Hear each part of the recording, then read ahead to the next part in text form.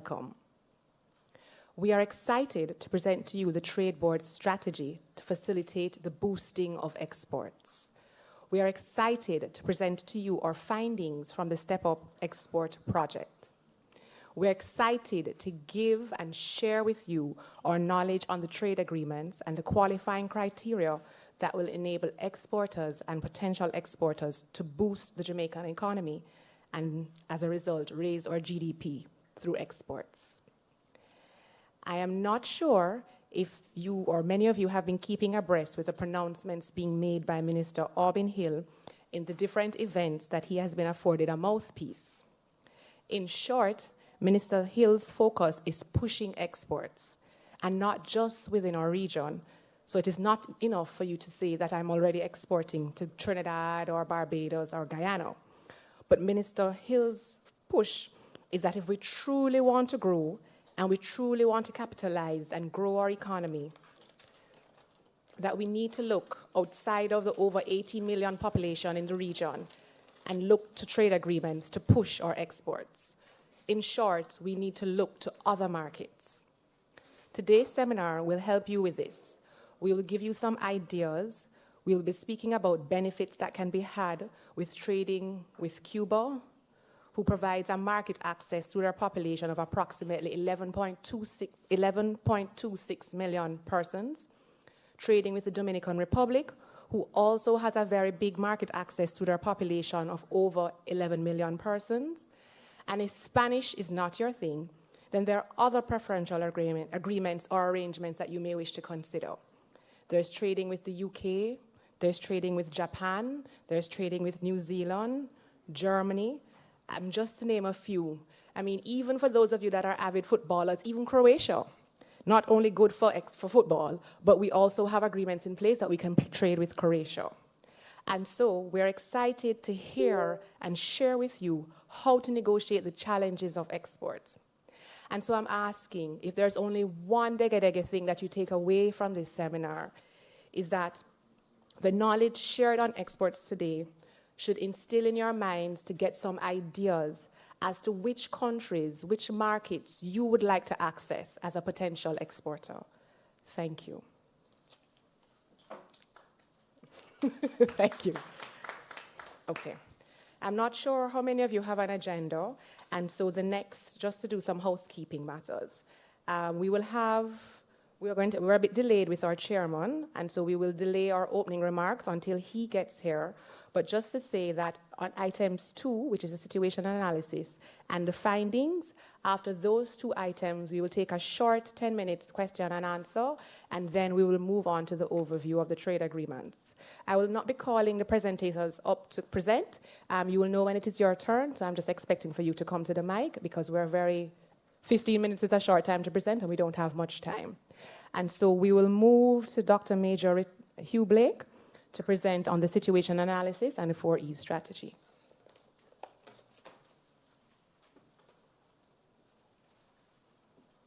Thank you very much, Kaniko.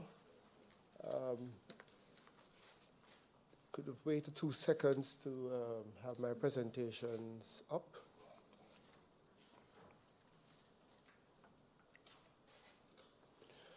Okay. Good morning, everyone.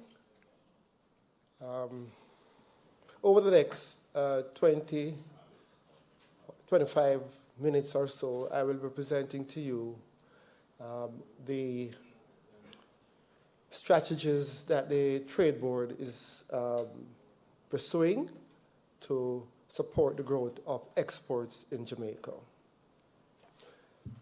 The strategies that I will give you is a broad overview because time does not permit to go into significant details.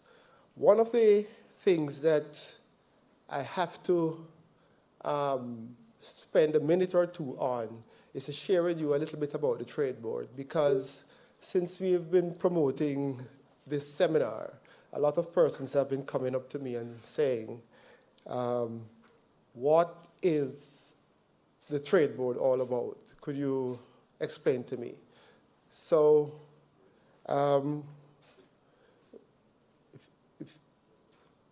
sorry, I think there is something going on with the slides here.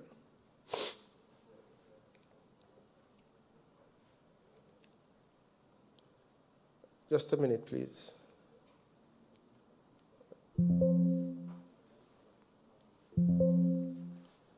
So,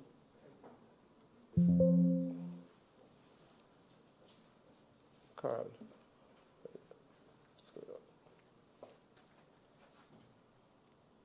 All right.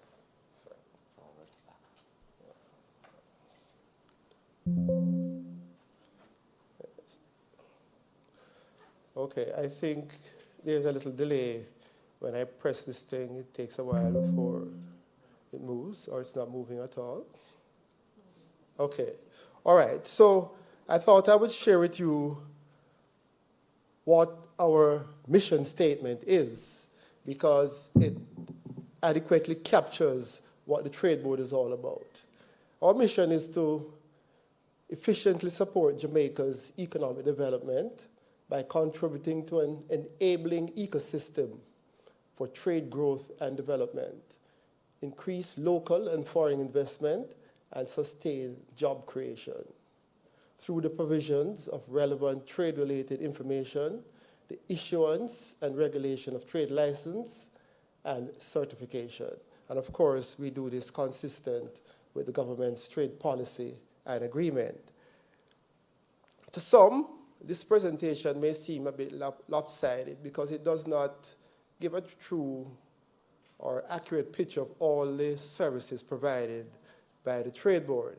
But that's deliberate, because this morning we are focusing primarily on exports. So the presentation will be skewed in that way. But no doubt you will agree that for Jamaica's economy to grow, we must earn fundamentally new monies from outside our shores. This can only be done through greater exports of Jamaica's goods and services. That's the only way, the only significant way that we can grow our economy. From a company's perspective, exports can lead to increase in revenues from sales, reduce unit cost of production through greater spreading of overheads, because you're clearly dealing with a greater level of demand, can help companies to gain new knowledge, experience, and insights. Spot opportunities. When you're outside here in the world doing business, it's very likely that you will spot other opportunities and even innovative ideas, new products, etc. And importantly, you can spread your business risk by diversifying into multiple markets.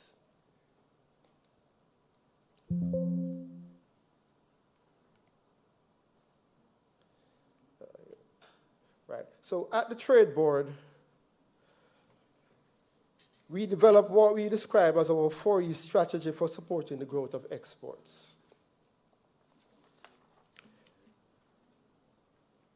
It includes, oh Lord, I don't know what's happening with this thing. I'm pressing 1 and it's not happening. Yeah, that's what I'm doing.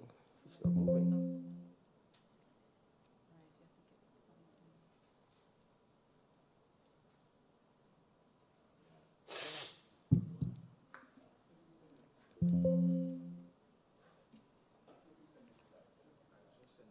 Oh?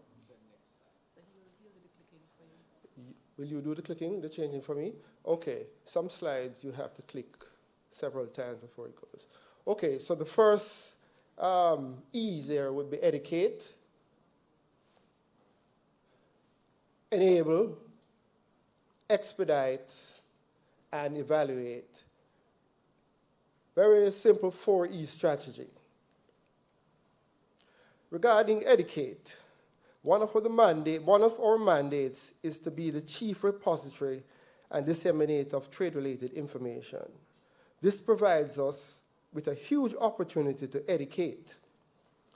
The Jamaica Trade Information Portal, JTIP, is one of the primary tools through which the Trade Board Limited provides information and education to traders via the internet. It provides a one-stop portal through which businesses wishing to engage in cross-border trade involving Jamaica can obtain all the relevant information they need.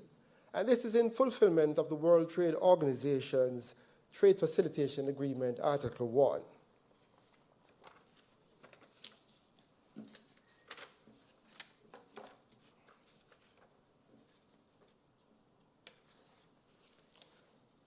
Sorry about that.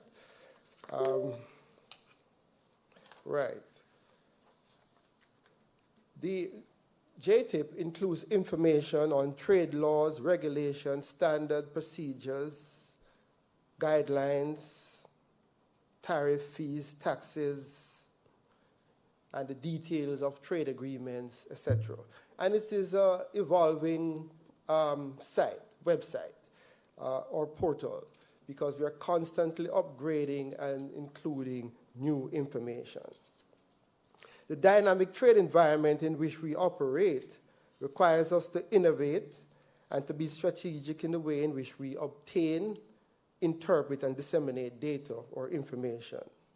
JTIP, therefore, needs to be expansive and accessible. Plans are in place to expand the reach and scope of JTIP through the presentation of its content in both Spanish and French, and this is in addition to English. Importantly, plans are well advanced to include trade in services, which is actually quite a big aspect of the trade that we do. Through social media and other conventional forms of advertising, we promote and encourage traders to visit JTIP.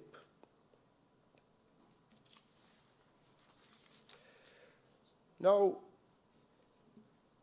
we are the designated government's authority to certify products which complies with the rules of origin criteria on the 9 preferential trade agreements. This means that we have to, one, we have to analyze products to ensure conformance to prescribed criteria of the agreements.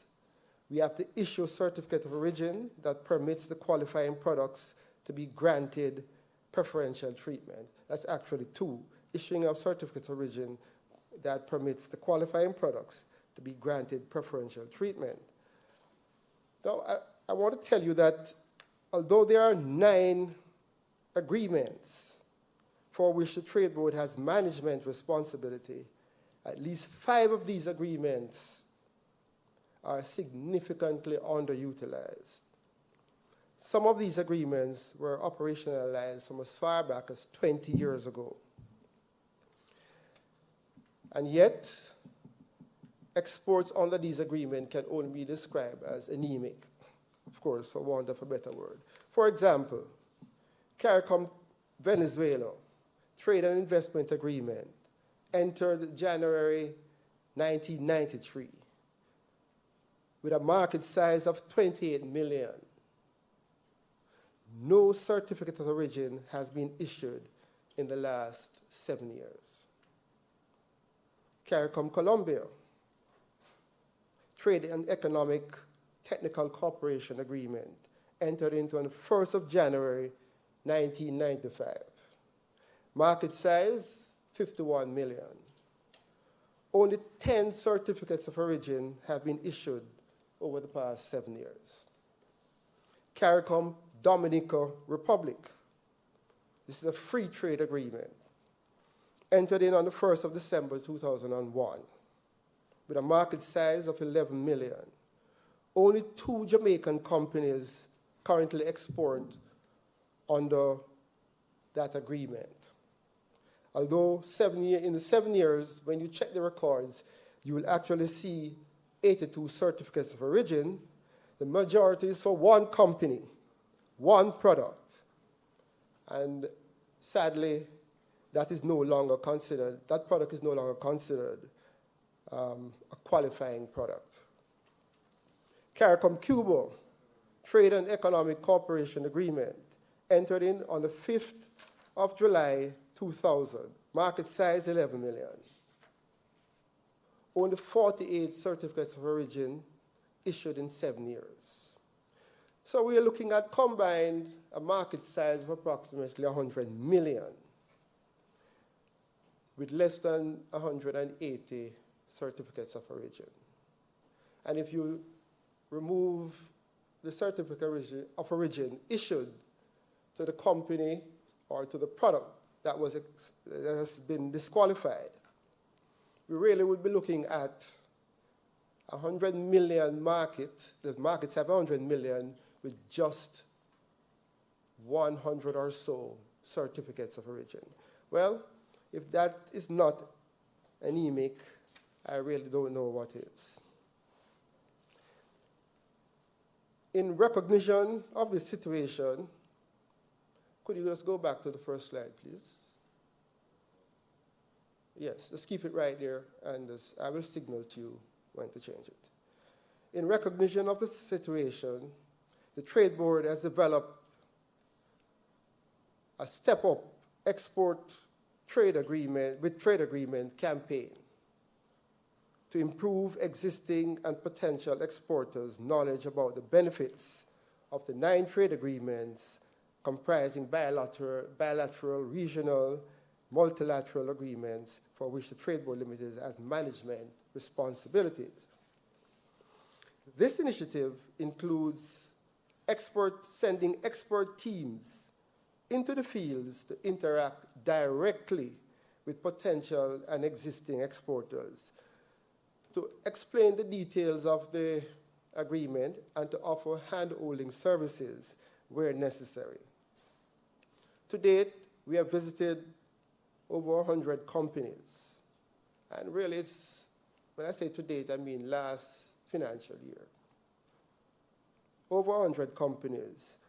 And the feedbacks have been really insightful and encouraging. Of significant importance is the opportunity this gives us to interact directly with the usually manufacturers or exporters, to get from them firsthand what are some of the obstacles that they face, and help them as best as possible to understand how best to navigate these obstacles. So what we have developed is a fairly sharp sense of the needs of these exporters. What we actually do is we have developed an instrument or a questionnaire that we administer when we go on these field exercise, and that gives us the opportunity to capture very clearly, consistently, information. The findings will be presented by our next presenter if the chairman is not here to give his presentation. Right. The other thing is that we are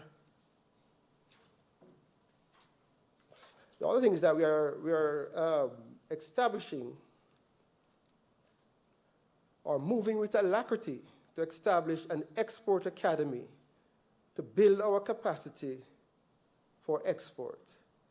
This will empower our exporters with even greater decision-making information and trading know-how. Exporters complete an online questionnaire that is analyzed by standard programming, to identify knowledge gaps. That information is used to customize a training program for that particular entity or individual. Information for closing knowledge gap will be automatically sent to that company or individual, right? And then there will be a number of quizzes and so on. What I'm giving you is just really the very basic. So the Export Academy is no big mystery. It's not like you have to matriculate to get into a university or anything like that. What it really is that we have developed an instrument where we capture from the potential exporter what exactly they want to do. Based on how they fill out that questionnaires, we know where the critical knowledge gap is. Right? And what we do, we send that information to them automatically. Right? And then we have a number of quizzes and so on and follow-ups that take place. The Export Academy will reduce the uncertainty about how to export and give businesses the tools and confidence to seek out export opportunities globally. The Academy will be a free online service provided by the government of Jamaica through the Trade Board Limited. Market intelligence. The Trade Board is also engaged in a project to provide market intelligence and trade compliance information for markets around the world. Jamaican businesses who register with the Trade Board Limited will be able to go online and identify the best target markets for their products and services, access doing business guides, collect relevant market information about any country or industry of interest. Will also help to find new opportunities worldwide, help to check compliance, duties, etc., etc. Market intelligence, APIs, and widgets would be accessible through our revamped website and would provide information and guide for doing business with the rest of the world, which would be complementary to Jamaica Trade Information Portal that provides mainly domestic regulatory information. This service will be available by the end of July.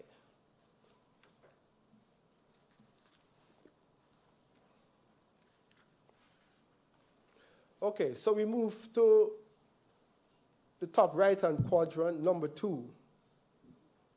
This is where we will help exporters to convert the knowledge gained in one into value. We will guide conformance to the qualifying criteria of the respective trade agreements. We will handhold exporters and guide them through the various export processes. We'll provide information and contact details of likely interested parties, market experts, and relevant trade organizations in the importing country. We'll work with our counterparts in the Ministry of Industry, Investment and Commerce to resolve export issues confronted. We'll also provide trading tools such as duty calculators, currency converters, and language translators.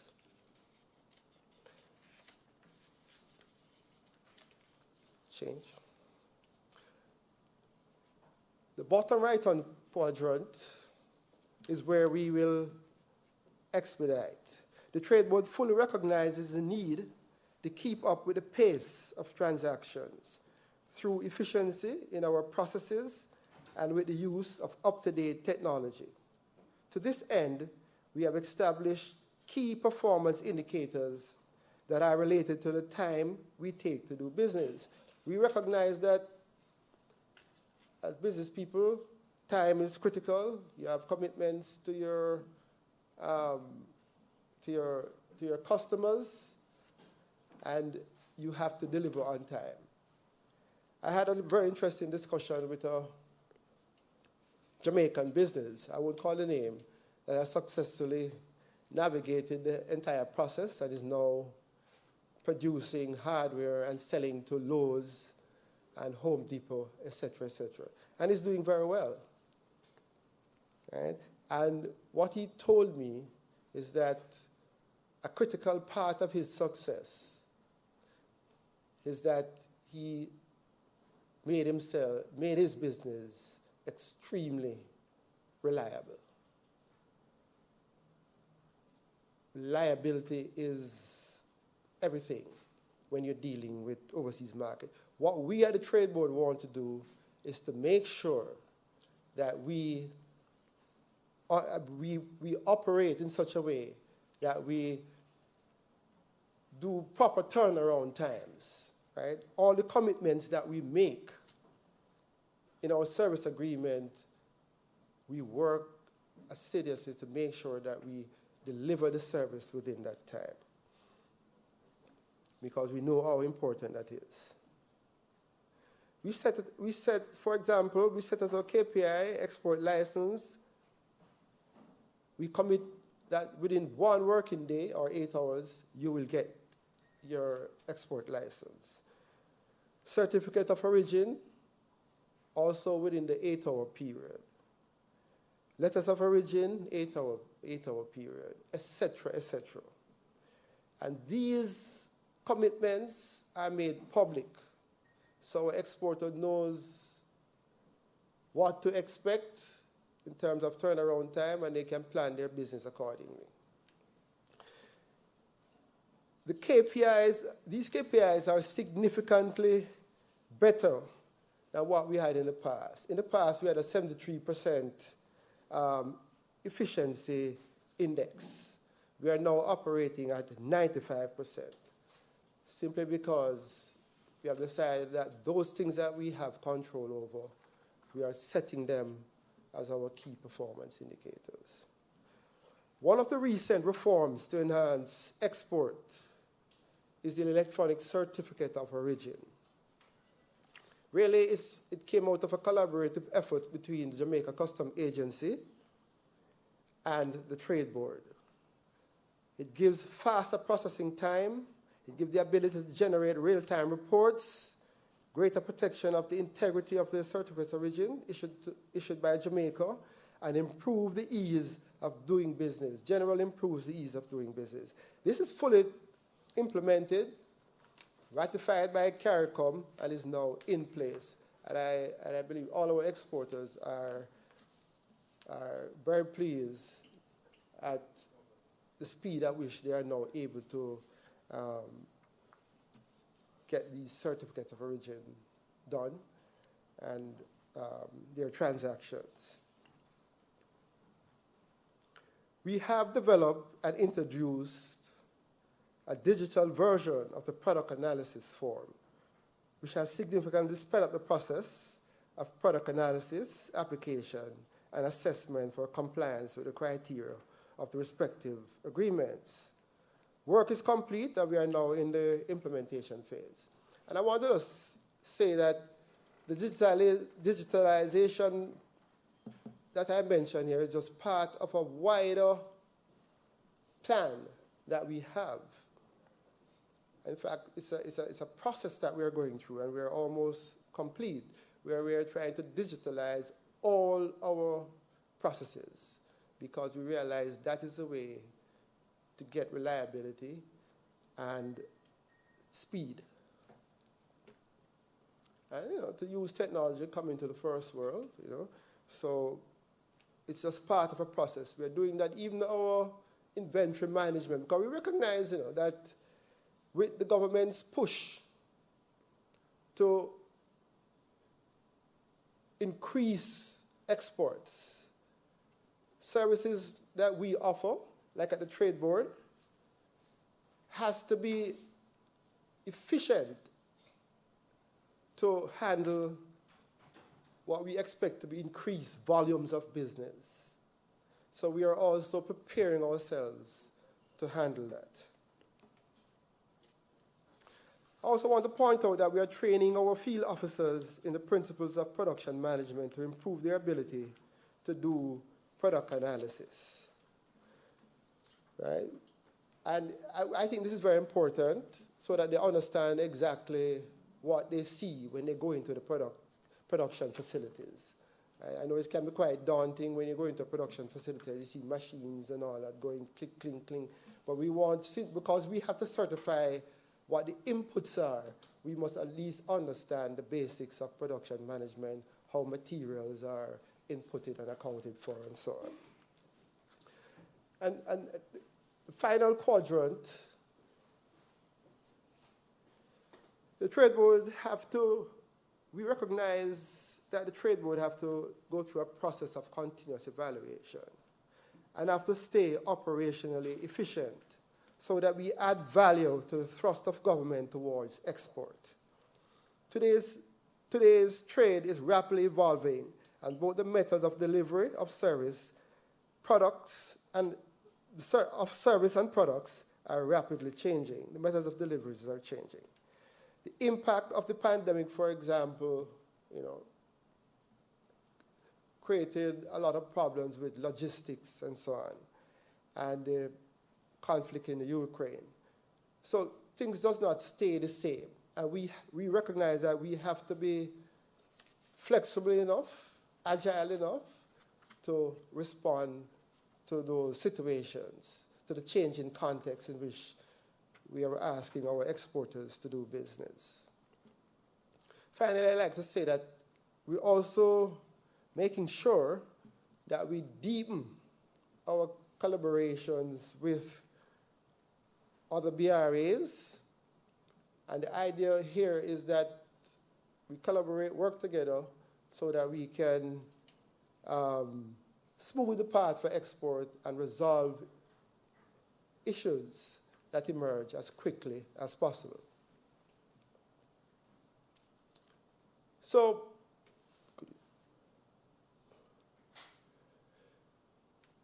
we're doing all of this because we have a vision that by 2030, the Trade Board Limited will be recognized as a national focal point for trade facilitation, by being Jamaica's primary source of trade information and the chief administrator of relevant trade policies, regulations, and agreements, arrangements. That is how we see ourselves in the future.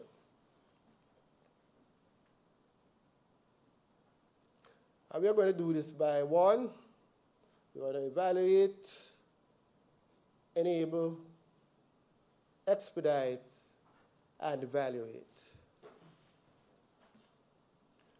I want you to note a couple of points. One is that the world is open for business, and we must recognize that. Two is that approximately 100% of the world's consumers are outside of Jamaica. 100%. Our number is probably 0.0000000 something, right? So we're still looking at 100%. And that in 2021, global export of just products alone, not services, amounted to US $28 trillion. The question is, how much are we going for? How much of this are we going for? There will be a question and answer session, I believe, shortly. So thank you very much.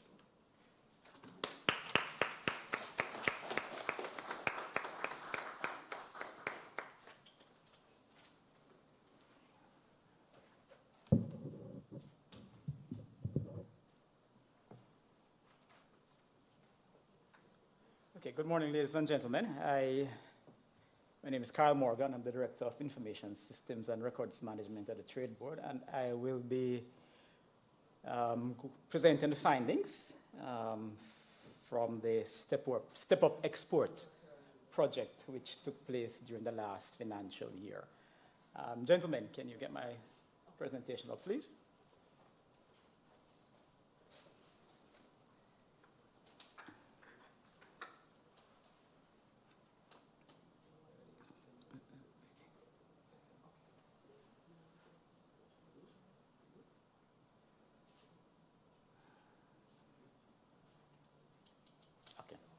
Thank you. Okay, Step Up Exports with Trade Agreements. Dr. Blake mentioned that the project during his presentation. Now, the initiative was launched May 9th last year, and the primary objectives were to promote the benefits of the 9 preferential trade agreements that the Trade Board is responsible for. We wanted to also increase awareness of the underutilized or inactive trade agreements. Dr. Blake indicated 5 of those in his presentation. The methodology that we chose for the project was directly engage the manufacturers and exporters through site visits. Now, the direct engagement of the manufacturers and exporters is key to the entire project. And in fact, as I go through the presentation, I will be making reference to that from time to time, because one of the outcomes of this project is to highlight the importance of directly engaging the trading community. We oftentimes plan these large, elaborate events, and we invite the manufacturers and exporters, and they may have an impact, but if we want to create change, we have to engage them directly. And that is certainly something that this project taught us. Now, TBL certifies exports on the line of 11 preferential trade agreements. The other 2 are under the purview of Jamaica Customs Agency. Now, and this was a background to why we engaged in the project. The lower utilization of several of the agreements, as I mentioned before. But one of our Trade Board's strategic priorities is capacity building. We want to ensure that the exporting community have all the tools that they need for proper decision making, and so that they can carry out their business. Now, what are these 9 preferential trade agreements that we keep referring to? They are the revised Treaty of Chagaramas, CARICOM, and you'll see that the majority of our exports take place under that particular agreement. There's a Caribbean-based initiative, which covers exports to the US. There is the CARICOM Canada Trade Agreement, CARIBCAN for short. And then there is the Generalized System of Preference, GSP. And you may be wondering why I'm not going sequentially in some order, because I wanted to do all of these at the same time, because they all have one thing in common. Those are our 5 underutilized trade agreements. The CARICOM Venezuela, CARICOM Colombia, CARICOM Dominican Republic, and the CARICOM Cuba Trade Agreement. And those are the 5 significantly underutilized, are not being utilized at all, as Dr. Blake indicated in his presentation. And that is certainly one of the things that we wanted to address with this project. As you can see from the next slide, trade within CARICOM represents the largest volume that we do. The number of certificates issued annually averages about 3,000 certificates. But as you'll see there, there is no certificate issued for Venezuela, none for Colombia. Well, at one point, DOMREP, we had exported, well, there were 49 certificates issued, but now, certainly in the last financial year, we are down to 1. As Dr. Blake indicated, the product that previously qualified, it turned out that didn't qualify, so that's another agreement that is not being utilized. There are we issued 2 certificates for Costa Rica recently. So they suggest that there's some uptick there that we might need to pay attention to. But by and large, these agreements are not being utilized.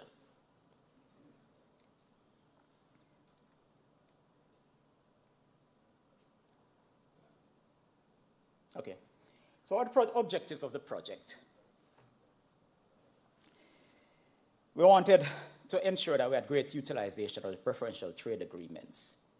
And it was certainly clear, there were indications coming to us, but certainly confirmed by interacting with the public, that knowledge of the agreements was pretty limited, and that was something that we needed to address.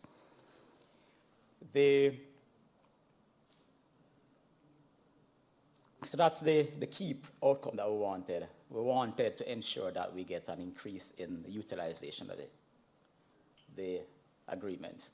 Main strategy, direct engagement, as I indicated before. The map shows the distribution of the companies that were visited, primarily within Kingston and St. Andrew and St. Catherine. The project, I should mention, is ongoing. We haven't quite gotten to St. Thomas, Portland, and Hanover as yet, but this is not an exercise that we have started and we intend to stop, but we're going to continue to do that. So, what are the findings, which is the main reason I'm here? First of all, the 100% of the entities that we interact with lauded the initiative. They thought it was timely, the information was helpful, and they believe it will lead to greater export opportunities.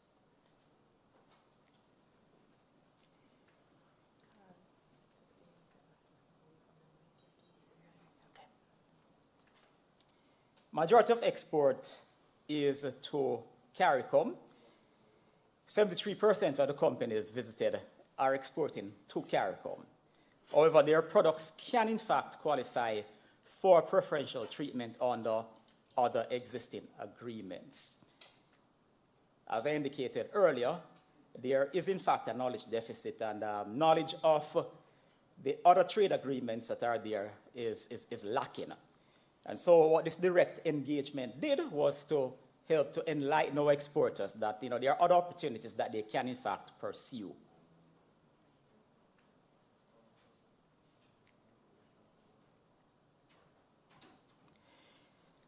The next significant finding is that 43% of our companies indicated that they had challenges finding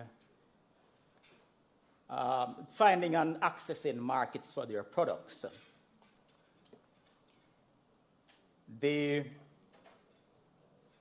Dr. Blake mentioned, and this is certainly something that needs to be looked at. Dr. Blake indicated one of the things that the Trade Board is going to be doing, the launch of our market intelligence project will help to fill that gap. And I'm sure the ministry will be undertaking some other initiatives as well that will help to fill that particular gap there. I already indicated that there's limited knowledge of the trade agreements, and some manufacturers are not aware of specific trade agreements. For example, Cuba, the one with Cuba, and CBI.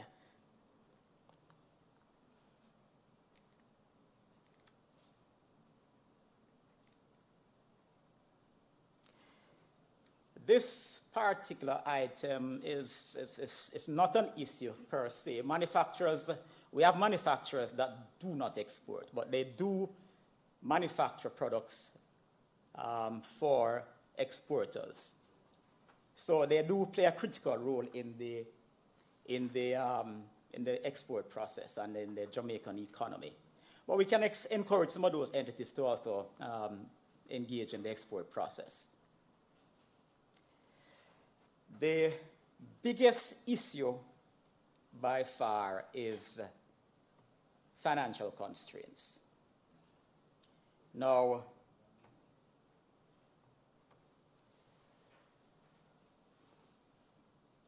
Small and medium-sized exporters do not have enough capital to export to different overseas markets, and they limit their participation to one or two markets as a consequence of that.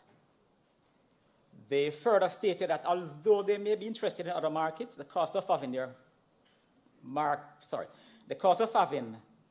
getting their products to market with limited resources, it's also affected by economy of scales and their inability to penetrate and compete with their larger competitors. The high cost of raw material as well is a problem that they indicated, and the high cost of energy. And so those are some of the factors that were cited under financial constraints. But one of the things that we also realized that the manufacturers are not necessarily aware of some of the incentives provided by the government. There are indications that some don't know of the existence of the Exim Bank, who I see represented here today. They are not aware of the productive input relief program and other initiatives that the government has in place that will in fact assist them with point number 6. Trade barriers. And this one comes up in almost any discussion of trade. So they have trade barriers, particularly the Spanish-speaking countries. For example, Law 173 in the DOMREP, which requires that the exporters sign these exclusive agreements with distributors in the Dominican Republic, and there are penalties if those contracts are ended. A deal killer in any circumstances.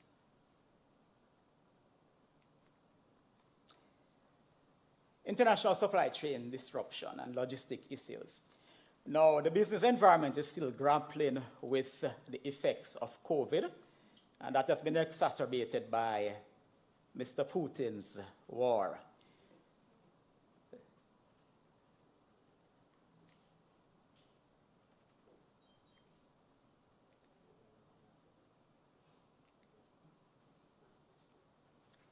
Now, this one is aimed directly at the government entities in this room. Disruption due to lack of coordination among the government entities. One of the complaints that the manufacturers have is that production flow is oftentimes interrupted due to multiple inspections and site visits from different government entities. So what they want from us is coordinated efforts whenever these activities are taking place. I know some effort has been made to do that, especially for inspections, but they are saying that more needs to be done.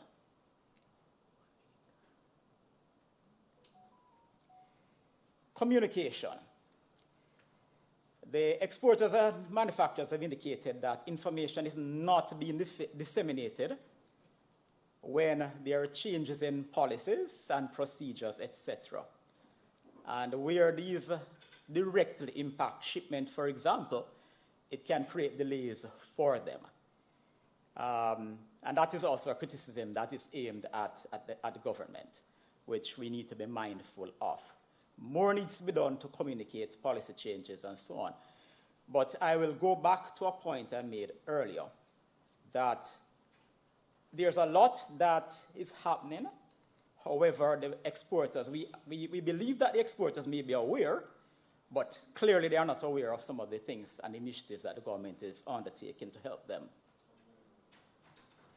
And the last one that they indicated, there's a request for more trade shows as a means of identifying and entering international markets. However, they indicated that sometimes the cost to participate in some of these initiatives when they do occur is oftentimes prohibitive, and so they are requesting assistance to help them in those circumstances. Summary of the findings. 43% of respondents indicated that they need assistance to find new markets. 5% indicated they wanted more trade shows and mission, which was the last point I just mentioned. 14% identified financial constraints preventing diversification. 7% indicated communication with government entities as an issue. And their supply chain issues as indicated earlier. And 59% indicated that capacity building is required. 100% of our respondents indicated, however, that the trade board needs to continue this initiative.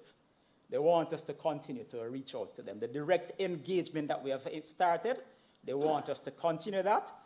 And I would hasten to say that direct engagement from some other government entities would also be very beneficial to our exporters. Thank you.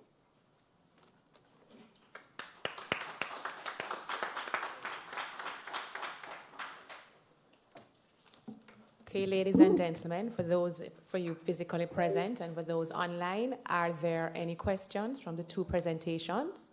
You would have heard from Dr. Blake on the 4E strategy and the situational analysis in relation to that. And you would have heard from Carl on the findings from the Step Up Export with Trade Agreements project. Are there any questions? Sure. Mrs. Shirley? I don't think, hold for me. We do have mics. Just hold for me a minute. Gentlemen, if you could just come to the podium, please. Carl and Dr. Blake. Oh, you have a mic there. Okay, great. Thank you very much. Good morning, everyone. Morning. My question and... Sorry, Mrs. Shirley, before you go into your question, can you just identify yourself and your organization? Good morning. My name is Sharon May Shirley, and I'm the CEO of the Jamaica National Agency for Accreditation, JANAC. Thank you. So my question, and from that you will perhaps know that I'm heading in a particular direction. My question is, in your survey, did you ascertain if your potential exporters had challenges with conformity assessment procedures in the export markets?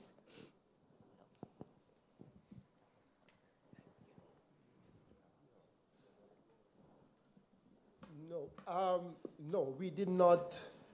Is it on? No, we did not ask that question specifically. But now that you've said it, I think it should be something that is included going forward, because we recognize how important that is. Perhaps we have some persons who were actually on the actual export itself. Exercise itself. I don't know if any of them wish to speak to say whether this particular issue or request came up from any of the exporters. Ms. Butler is looking for the mic.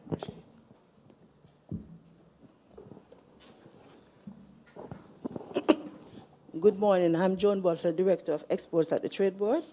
And so far, none of the exporters really went into that issue. I'll just make a note of it, and I'm going to include it in the questionnaire going forward. Thanks very much for that. Very important.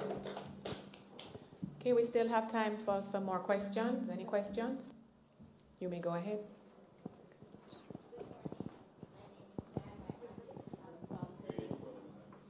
Thank you. Hi, good morning. My name is Dan White-Mattis. I'm from the Jamaica Biscuit Company. I'm the import-export coordinator for the company. Being one of the persons that used to be in the logistics department, I now sit on the commercial arm of things. But having heard of the development in terms of going digital, first thing that came to my mind was a joyful moment and then a what-if moment. So we're expediting the processes digitally, but the contingency plans, will it offer the same turnaround time? I think whatever commitment we make in terms of our turnaround time, I tell you what, we are basically meeting those right now. In most of the situations where there are difficulties, it has to do most of the time with improper completion of the documents in terms of the application. And so we have to get back to the applicant and sort out an issue. But all properly completed applications, all are dealt with within the time that we specify. And so for some things, particularly export, where we are very keen to make sure that we don't miss a beat, I think Joan can share with you, our Director of Export, that we are hitting a 99% efficiency index with that. Okay, on the point you just made about the documentation completion, I don't know if there is already considerations given. Maybe you can have an orientation process and guiding the relevant stakeholders in the completion of it, because that would eliminate those margin of errors going forward. Yes, absolutely. We can do that, and one of the things I want to also point out to you, and this is why we keep suggesting and trying to encourage persons to visit the tools we have at the Trade Board, like the Jamaica Trade Information Portal, because it gives a tremendous amount of information on the respective documents and so on, what is required, how to do it, and so on. And we're open to the traders. You call down to the Trade Board and you want something to be clarified, we do it expeditiously. So, but your suggestion can help, and we'll certainly look into that. Let me just make an additional point on contingency to ensure that there's always continuity.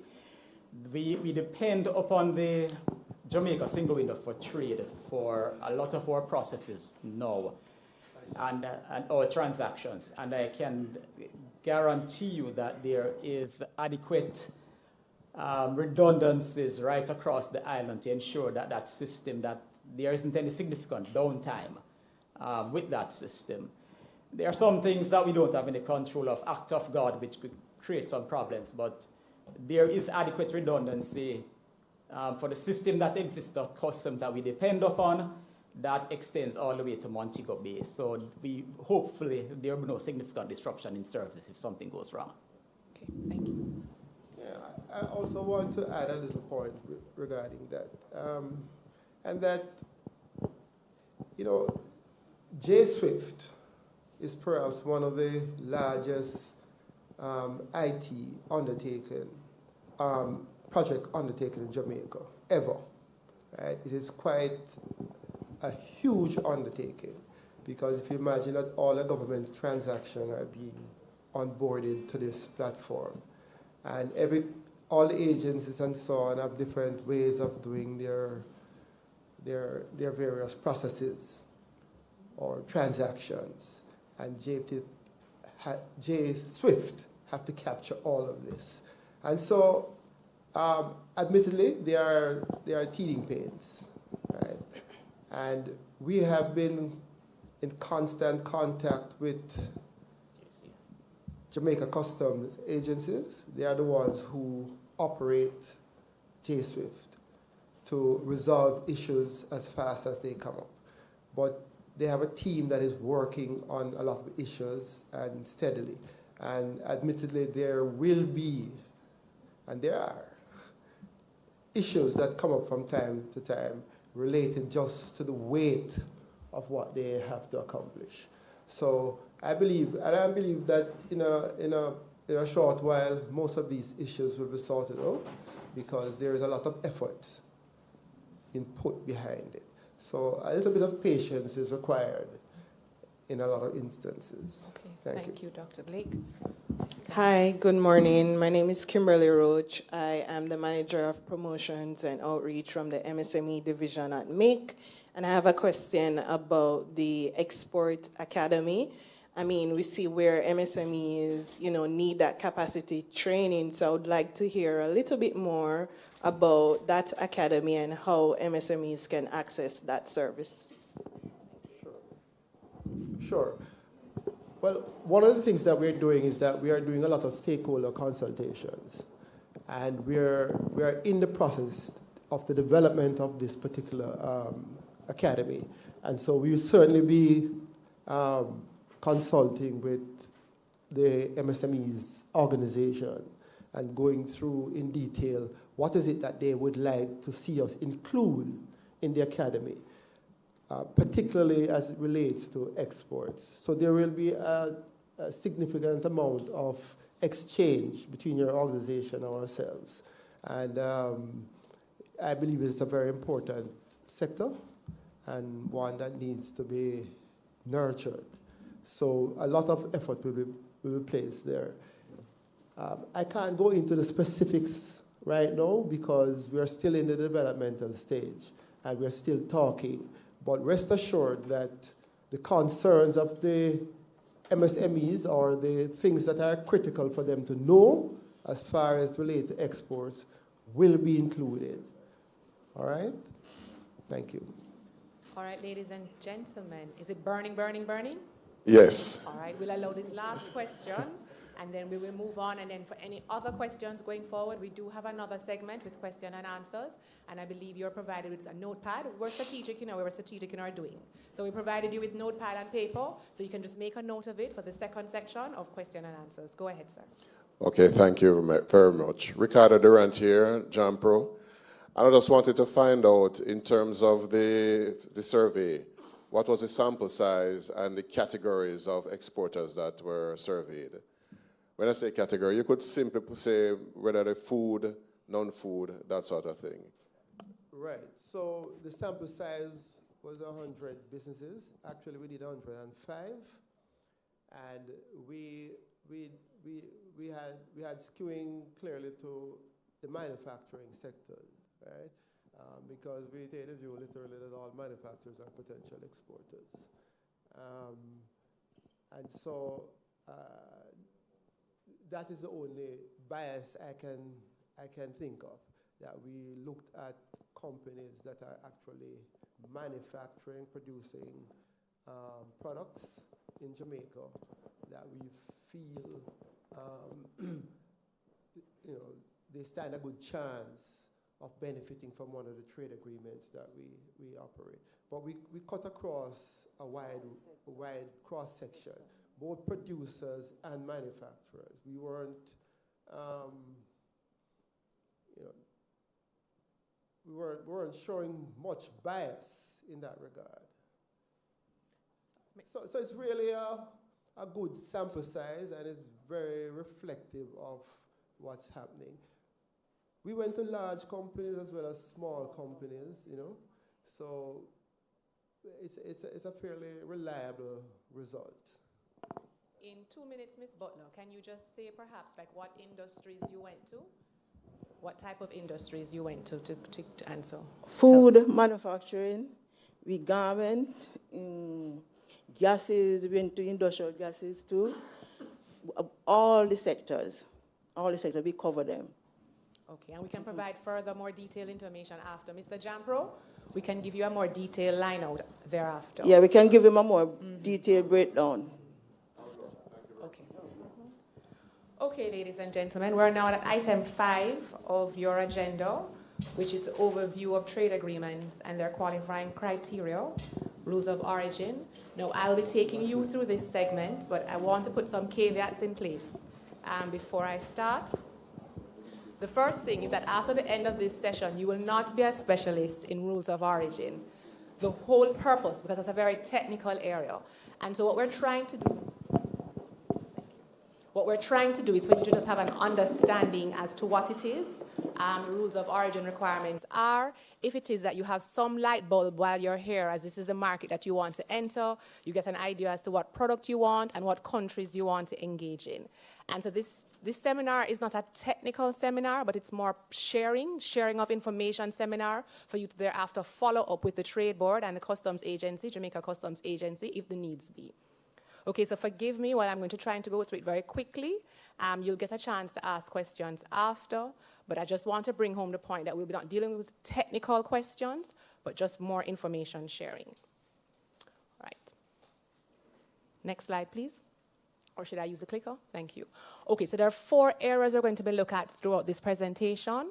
The first one is Jamaica's certifying authority for selected trade agreements and arrangements.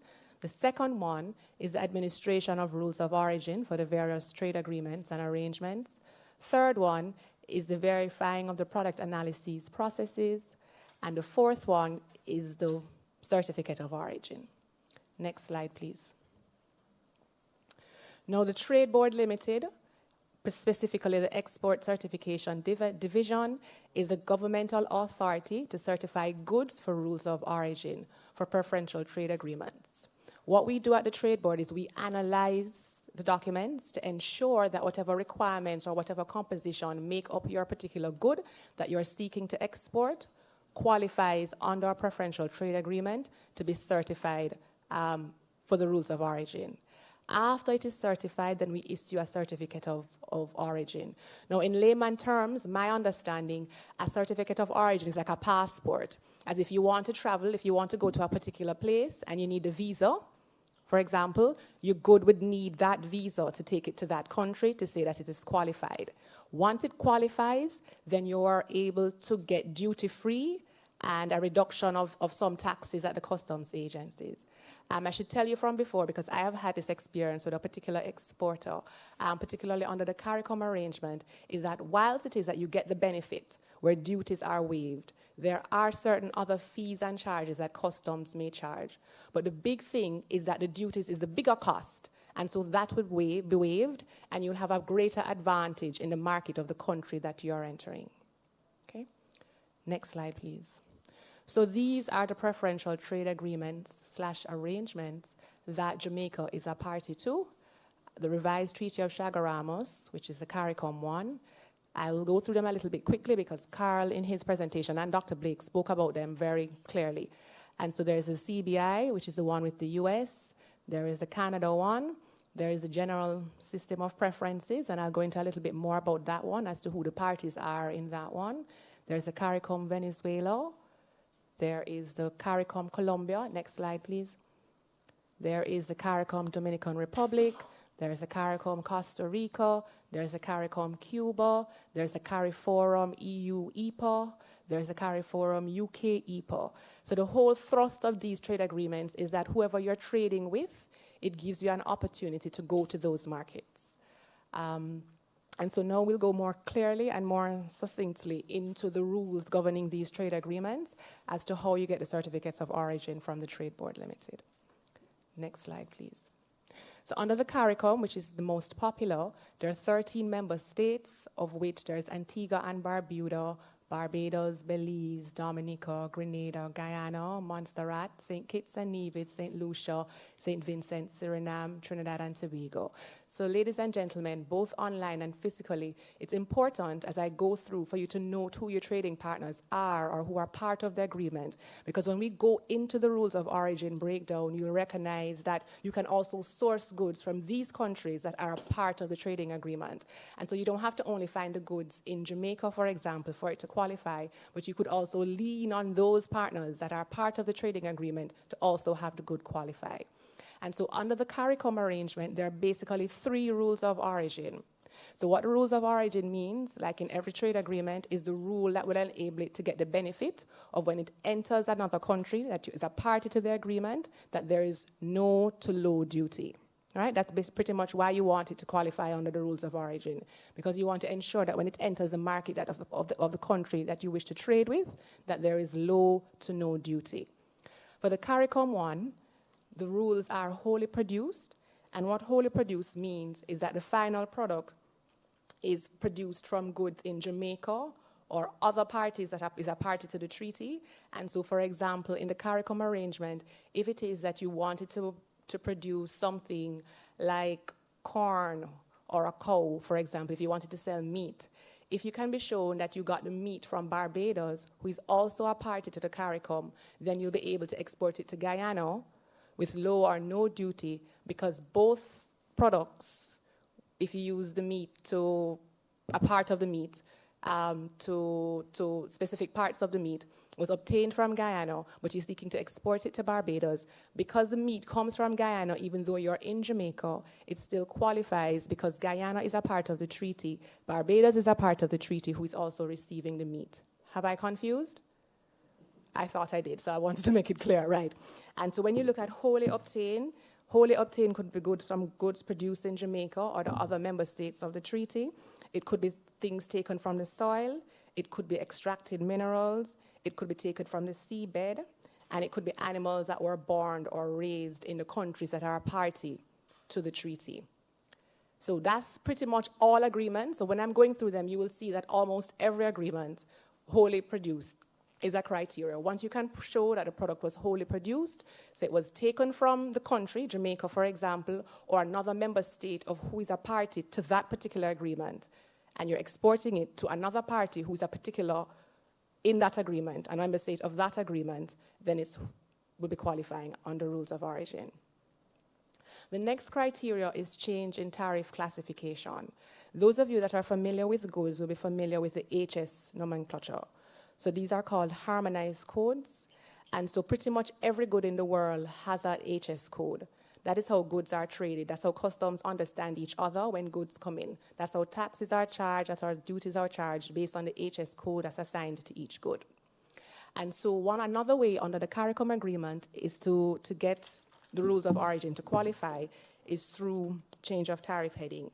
And what that means is that the final product is classified in a different tariff heading from the non-originating materials that were used. So for example, let us say your final product is ketchup. Ketchup, HS code is 20.03.20, right? That's a universal HS code. You don't even have to understand HS codes because Trade Board will help you navigate through that. But what you have to understand is to make the ketchup, you probably only have tomatoes. The mere fact that you have tomatoes, which is in the HS code of chapter 702, that's a different chapter from the 2103 that ketchup is in. So you're moving from tomatoes from 07 to ketchup, which is in 21. So that's a change in HS code because the final product changes the tariff code. So remember, your original code, your original product was tomatoes, and you add some other things to it to make it into ketchup. If it were, for example, that ketchup perhaps was also classified as 7, as chapter 7, like tomatoes, then perhaps you would not be eligible because there was no change in the tariff code, right? So that's another way that you can benefit under the rules of origin, under the CARICOM agreement. No, can you go back, please? And then the third way is value added. Now, this one is a lot more technical. So this is where a good is substantially transformed and there's an assessment expressed in the maximum allowance in value for non-materials that are of non-origin and materials that are originating.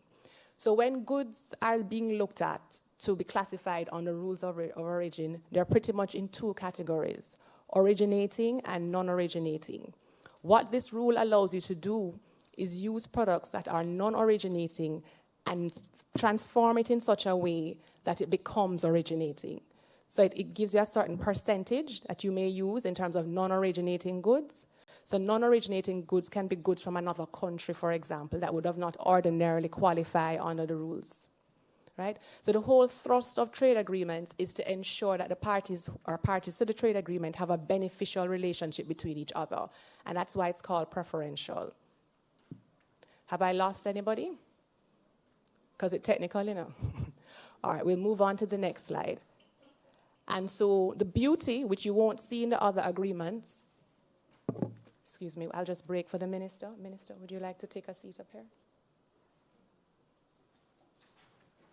Yes. So the safeguard mechanism under the CARICOM agreement. So unlike the other agreements, CARICOM is a little bit more lenient to the extent that it allows this thing called a safeguard. Now, what the safeguard mechanism is, it's a mechanism that has been built into the rules of origin criteria that enables a temporary derogation from normal requirements of rules of origin. So derogation is just a big word to say exception, right? So what usually happens is when you have goods, there are certain rules or certain processes that you have to follow for it to qualify under rules of origin. Sometimes when you're making a good and you have raw materials and you don't have enough raw materials within your region for it to qualify, you have to get the raw materials from somewhere else.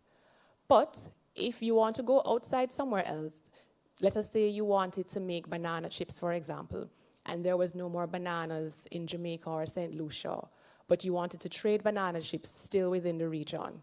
If you took the bananas from Honduras, it wouldn't qualify because it's outside of the arrangement with the parties that are party to this treaty.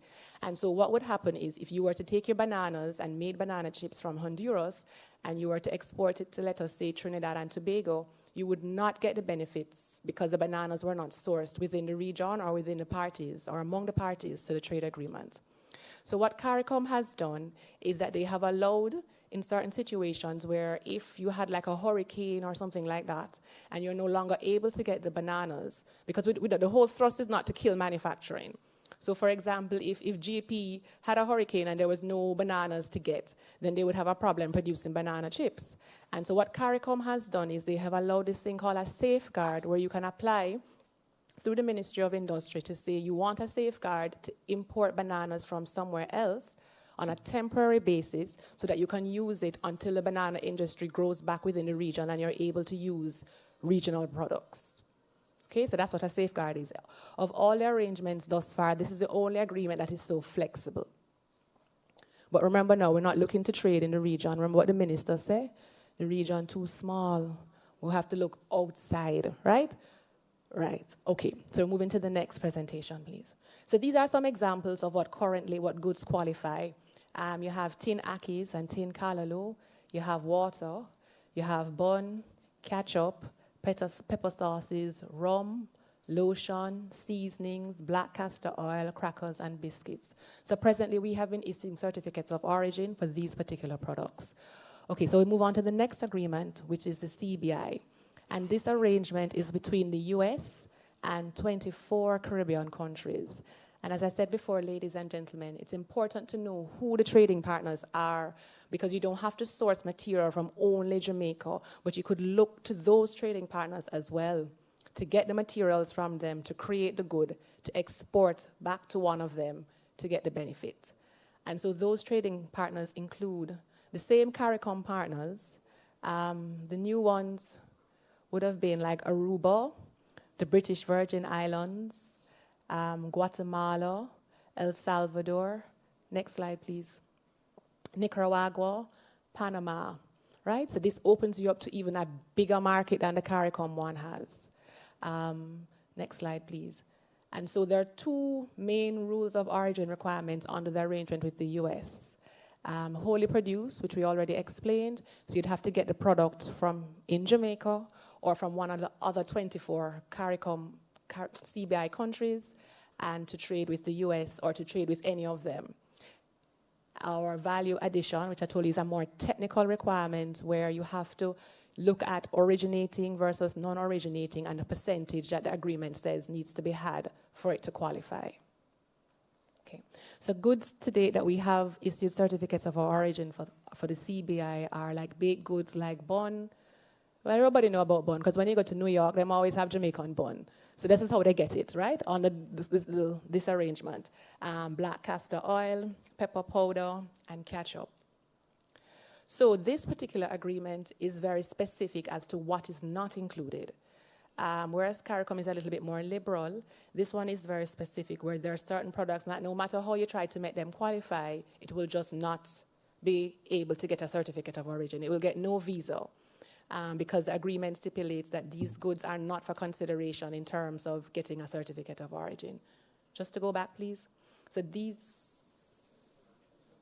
goods, yes, so the goods that are excluded are leather, flat leather, luggage, handbags, footwear, except disposable items and foot parts, most textiles, petroleum, canned tuna, watch or watch parts. So if it is that you wanted to export any of those items to the US, you would not get a certificate of origin because the agreement is specific that those goods are off the table. It's not for consideration to receive a certificate of origin.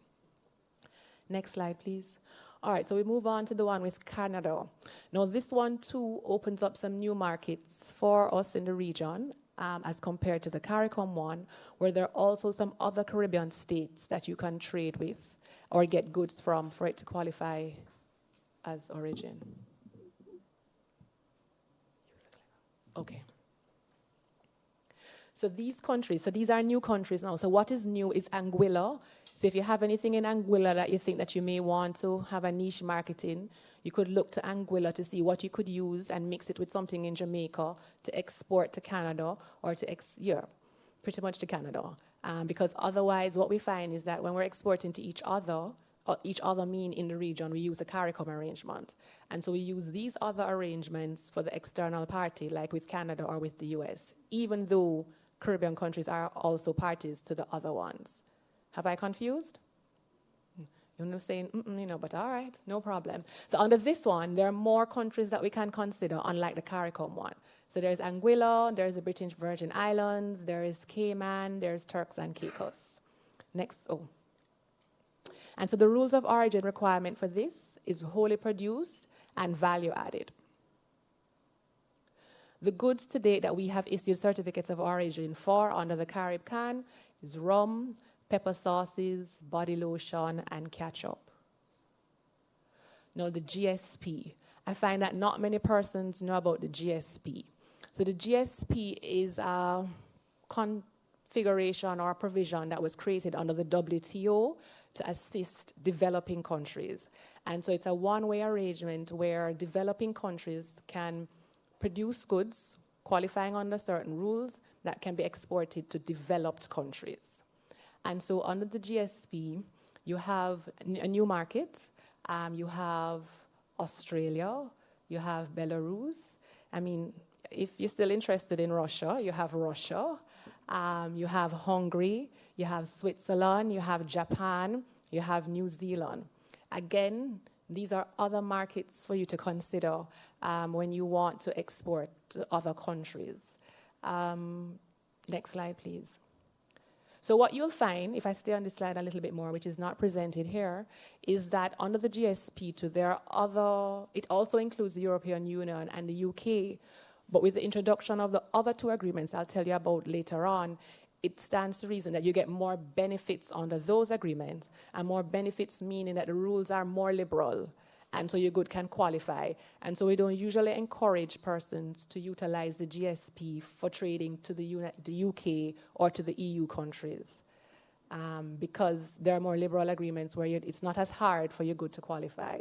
But we are encouraging, if you have a niche market, if you want to trade in Japan or New Zealand or Australia, then you can consider the GSP.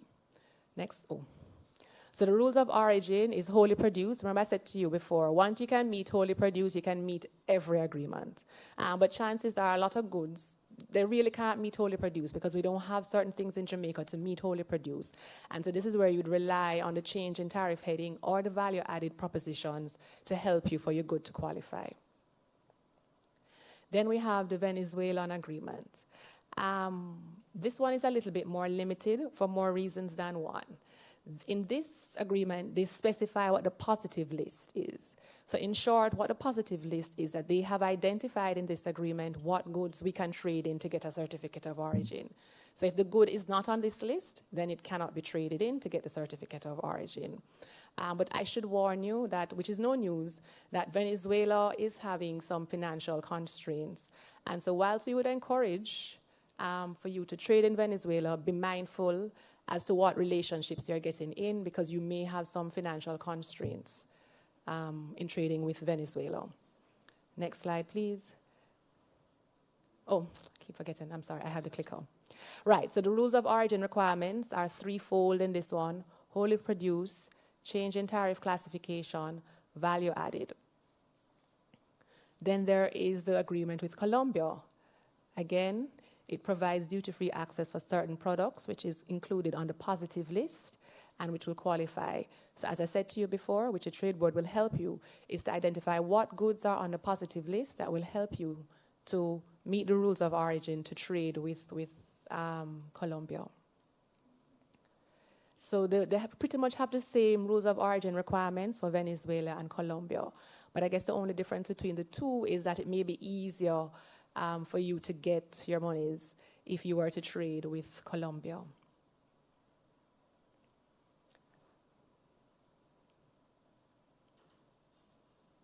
Then there's the arrangement with the Dominican Republic. This agreement provides duty-free and preferential access for all products with the exception of those listed on a list.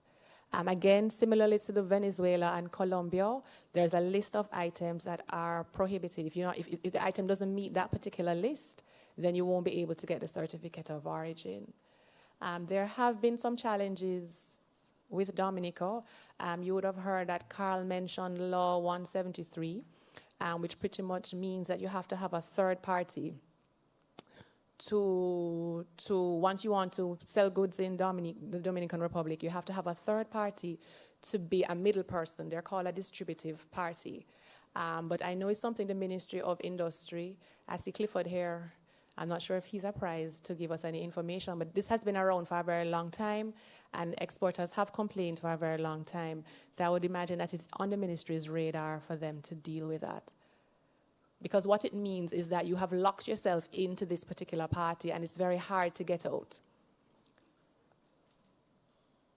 But this agreement is very liberal in terms of the rules of origin. There are actually 5 criteria: wholly produced, change of tariff heading, change of tariff subheading, change of chapter. So both changes, all those references to changes refers to the HS nomenclature, where you can change based on the breakdown of the HS code. So similarly to the tomato and the ketchup, I made it a lot simpler, but there are further breakdowns that you can do to get these changes.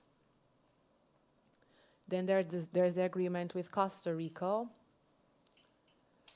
Again, similarly to the others, they have the same rules of origin requirements. Then there's the agreement with Cuba. What we found is that there are some items that qualify. This agreement is a little bit restrictive too, but there is a way to maneuver in terms of the items that have traditionally qualified. Some items that have qualified for certificates of origin are chemicals, some chemicals too, not all chemicals, alcoholic beverages, excluding rum, because they're our biggest competitor, so they would have made sure to put that in the trade agreement that we can't export rum to them under preferential arrangements because it's a big competition for them. Animal and vegetable oil and fats, bread, biscuits, bun, cocoa powder, cocoa beans. The rules of origin requirements are very similar to the others: wholly produced, change of tariff heading, value added. I'm happy the gentleman is here from Exim Bank because there is a credit facility with Exim Bank. I'm seeing him shake his head, so I guess we'll raise the question. It doesn't exist anymore, Mr. Exim Bank? Oh, it's suspended. That's unfortunate. That's something we need to raise to see how we can get it back active.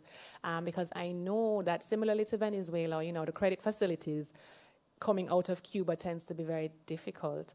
And so when you had the Exim Bank as that intermediary, it certainly helped our exporters and gave them more confidence to want to trade with Cuba.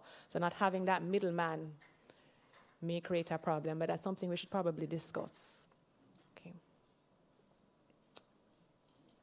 Okay, so we move on to CARIFORUM EU EPA.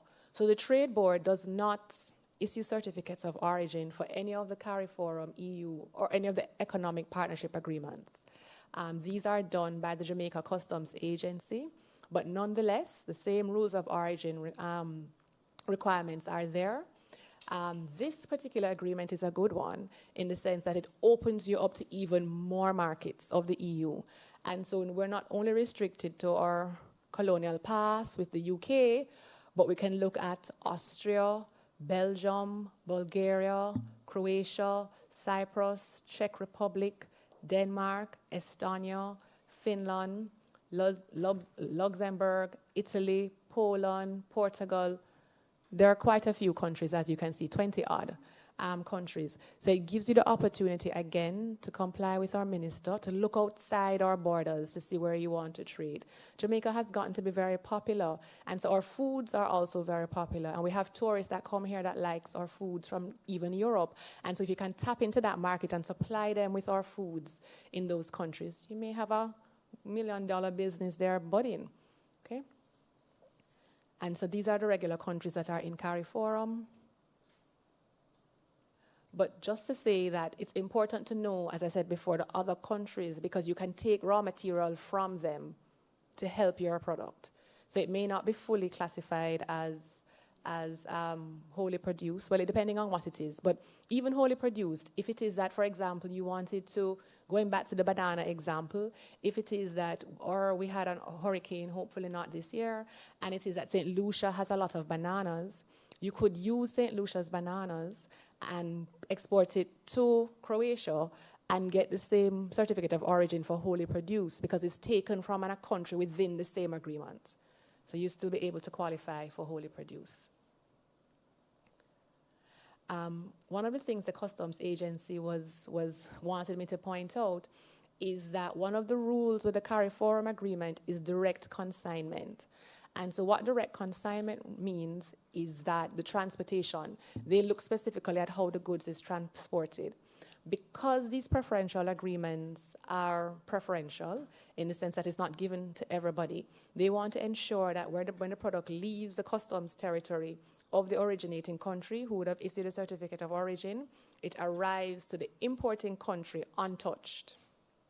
And so one of the rules of direct consignment is that even if the good is in transit, so for example, there is no straight ship from here to Croatia, it clearly has to stop somewhere else.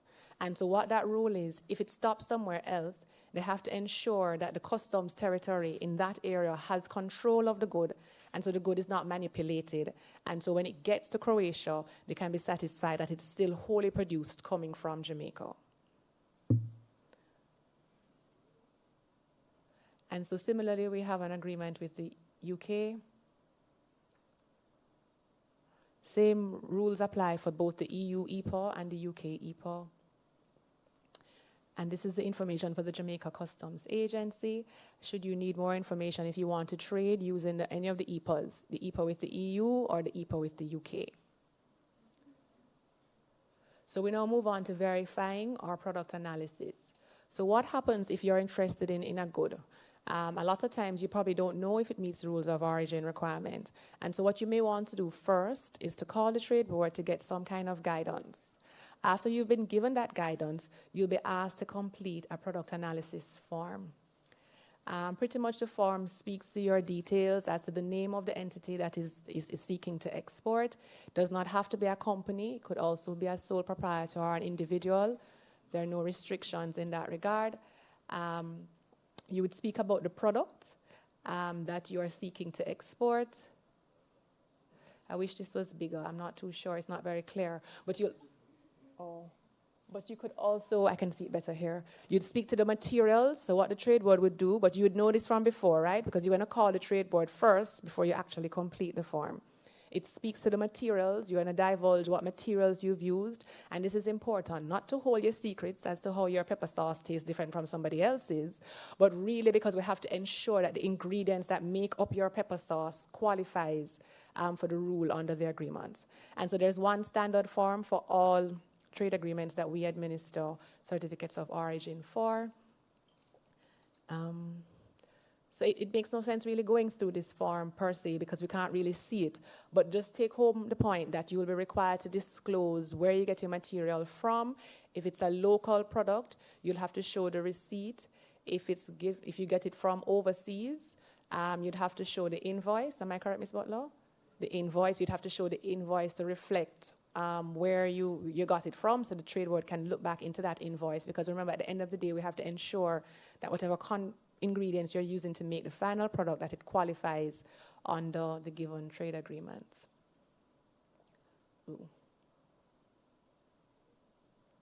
Okay, so these are the things that are required for you before you get a certificate of origin from the trade board. And again, the certificate is like your visa or your passport. It goes with the product to whichever country that you are seeking to access the market to show that under the trade agreement that this product is qualified under the rules of origin, and here's a certificate to prove it, and so you shouldn't charge any duties on it because it has qualified. And so in order to get the certificate of origin, you need to issue a cover letter, you need to complete the product analysis form, trade board needs to see a copy of the C87 form, trade board needs to see a copy of the commercial invoice, the TRN number for the person or the company that is seeking to export, and a most recent copy of the JAMPRO letter. So here how JAMPRO gets involved now.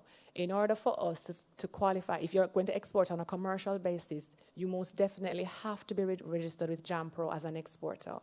And so I'm not sure if you're aware, but even when you're registering with JAMPRO, again, it's not limited to companies. Individuals and business can register. So don't be afraid because you're like a small entity operating in your backyard that you think that you won't be able to register and become an exporter. You can, right? You can just go on JAMPRO's website, which is given here, and you can register, and they will tell you what documents are required, and then to ensure that you're an exporter, they will also do a site visit to confirm that you're an exporter or that you have systems in place to export. Once that is done, we would require that letter from JAMPRO. After that is done, then you move on to step 2, which is you make contact with the trade board now because you're ready to help for the trade board to help you to fill out your product analysis form. After that is done, you'll complete and submit your product analysis form to the trade board. When that is accepted, if you are a first-time applicant seeking to export for the first time, the trade board will conduct a site visit. If you're fortunate enough and you're lucrative enough and you're in the business for a longer time, then we conduct visits every 3 years to ensure that your processes are still consistent with the rules. Then once all of that is done, then you go to J-Swift's website, and Dr. Blake and Carl would have spoken earlier about J-Swift. And then those are the steps now when you get on the website as to what you press. But the truth is you're not ready for those steps yet because you have to call Trade Board first to see if your product can qualify. And these are the beautiful persons at the Export Certification Division at the Trade Board. And thank you.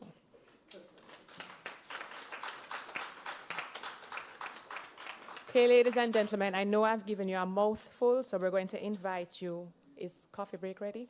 To coffee break. Unfortunately, I went over the time, so I'm going to give you a little extra 5 minutes. But I know you're hungry for more information, so I know you just want to just refresh yourselves and come back. So I'm asking if you can come back in by 10:50. And then we'll move on to the next presentation.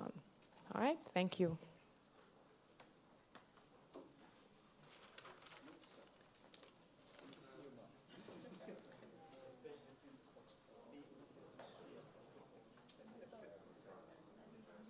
The Trade Board Limited is an agency of the Ministry of Industry, Investment and Commerce. We are a silver sponsor for Expo Jamaica 2023 and we are delighted to be here. We're very pleased that after maybe 4 years because of the pandemic, we have not had an expo at all. So Expo 2023 is the opening up. Just to look at the expo, there are so many manufacturers, so many participants, so many potential exporters, and we are just delighted to promote the services being offered by the Trade Board Limited. This is so important because what it does, it offers not only persons in the diaspora, but persons who are interested in trading with Jamaica a one-stop shop so they can find as many information about all the services, all the opportunities, and all of their regimes that person need to access in order to trade with Jamaica. The Step Up Export Initiative is designed to help manufacturers and producers obtain preferential treatment on their Jamaican manufactured products and produce. So we're excited to be here at Expo Jamaica. We're delighted to engage with our manufacturers. We must invest a lot more, and whatever we do in Jamaica, we have to export exponentially more. So it's the manufacturers, the service providers who have to export more, and I'm glad lots of the small people are here and they're really into export. So you're going to have a lot of good work at the Trade Board.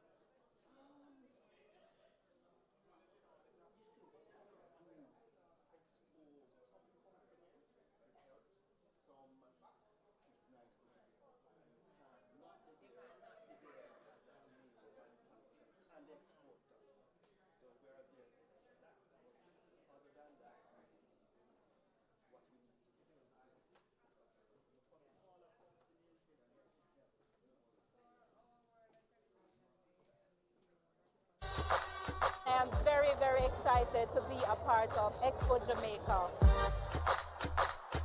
The Licensing Certification and Enforcement Division of the Trade Board deals with the issuance of import and export permits for a variety of commodities, the certification of motor vehicle dealers and scrap metal dealerships. The Trade Board Limited is an agency of the Ministry of Industry, Investment and Commerce. We are a silver sponsor for Expo Jamaica 2023 and we are delighted to be here. We're very pleased that after maybe 4 years because of the pandemic, we have not had an expo at all. So Expo 2023 is the opening up. Just to look at the expo, there are so many manufacturers, so many participants, so many potential exporters, and we are just delighted to promote the services being offered by the Trade Board Limited. This is so important because what it does, it offers not only persons in the diaspora, but persons who are interested in trading with Jamaica a one-stop shop so they can find as many information about all the services, all the opportunities, and all of their regimes that person needs to access in order to trade with Jamaica.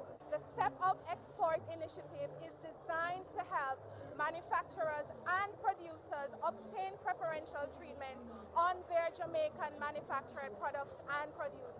So we're excited to be here at Expo Jamaica. We're delighted to engage with our manufacturers. We must invest a lot more, and whatever we do in Jamaica, we have to export exponentially more. So it's the manufacturers, the service providers who have to export more, and I'm glad lots of the small people are here and they're really into export. So you're going to have a lot of good work at the Trade Board.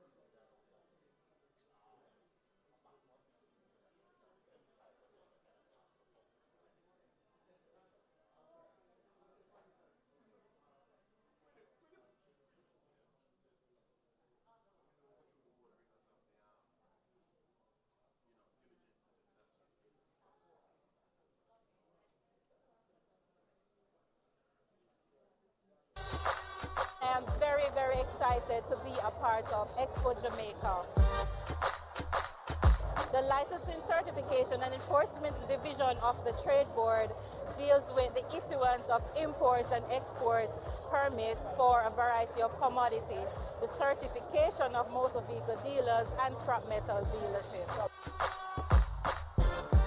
The Trade Board Limited is an agency of the Ministry of Industry, Investment and Commerce. We are a silver sponsor for Expo Jamaica 2023 and we are delighted to be here. We're very pleased that after maybe 4 years because of the pandemic, we have not had an expo at all. So Expo 2023 is the opening up. Just to look at the expo, there are so many manufacturers, so many participants, so many potential exporters, and we are just delighted to promote the services being offered by the Trade Board Limited. This is so important because what it does, it offers not only persons in the diaspora, but persons who are interested in trading with Jamaica a one-stop shop so they can find as many information about all the services, all the opportunities, and all of their regimes that person need to access in order to trade with Jamaica. The Step Up Export initiative is designed to help manufacturers and producers obtain preferential treatment on their Jamaican manufactured products and produce. So we're excited to be here at Expo Jamaica. We're delighted to engage with our manufacturers. We must invest a lot more, and whatever we do in Jamaica, we have to export exponentially more. So it's the manufacturers, the service providers who have to export more. And I'm glad lots of the small people are here and they're really into export. So you're going to have a lot of good work at the Trade Board.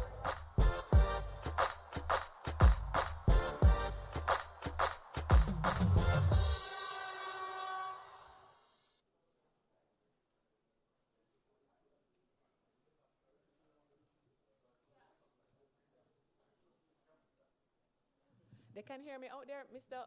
They can hear me out there, or they can.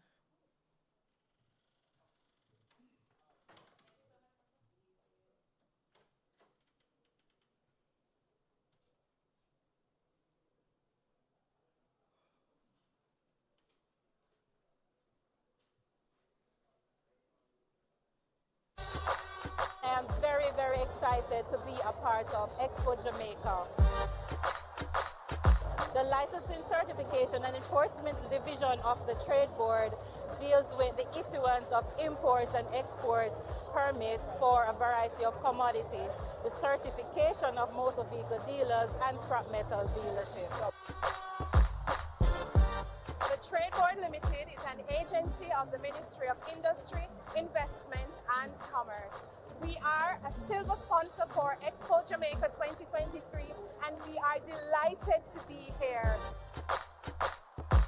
We're very pleased that after maybe 4 years because of the pandemic, we have not had an expo at all. So Expo 2023 is the opening up. Just to look at the expo, there are so many manufacturers, so many participants, so many potential exporters, and we are just delighted to promote the services being offered by the Trade Board Limited. This is so important because what it does, it offers not only persons in the diaspora, but persons who are interested in trading with Jamaica a one-stop shop so they can find as many information about all the services, all the opportunities, and all of their regimes that person need to access in order to trade with Jamaica. The Step Up Export initiative is designed to help manufacturers and producers obtain preferential treatment on their Jamaican manufactured products and produce. So we're excited to be here at Expo Jamaica. We're delighted to engage with our manufacturers. We must invest a lot more, and whatever we do in Jamaica, we have to export exponentially more. So it's the manufacturers, the service providers who who have to export more. And I'm glad lots of the small people are here and they're really into export. So you're going to have a lot of good work at the trade board.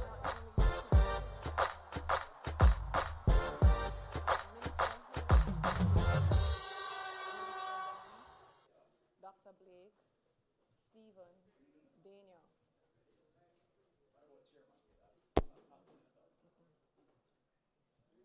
Hi.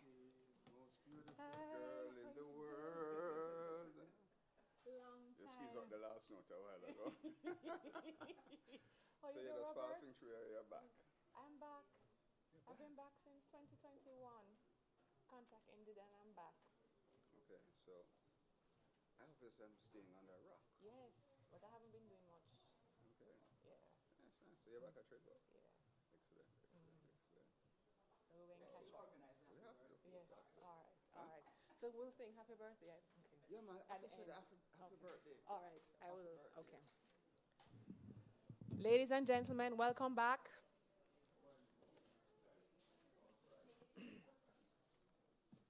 I'll just see the minister and Dr. Blake can come. See the minister and Dr. Blake can come. We can start.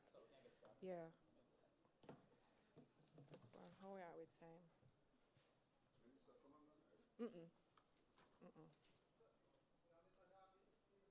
Yes. Hello. No, no, sit, please. Please.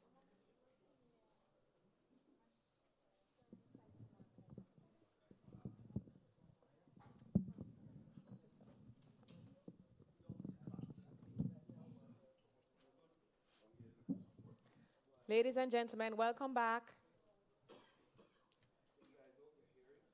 I don't know, but I hope so.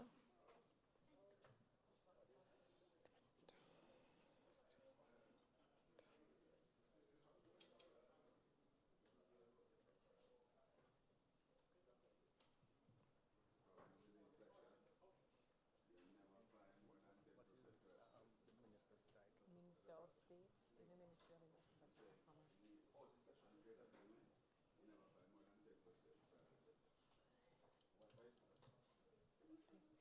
You can just make Dr. Blake, you can take Dr. Blake to come. Carl.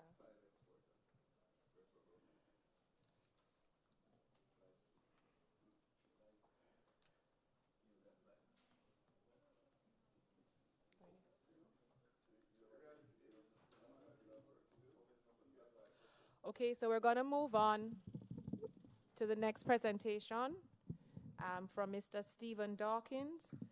The topic is negotiating the challenges of exports and members' perspective. Mr. Dawkins.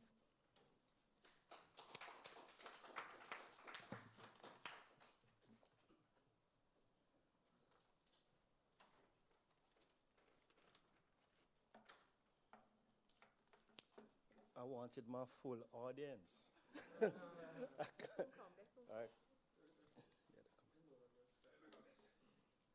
go ahead, Robert. I know you'll support me.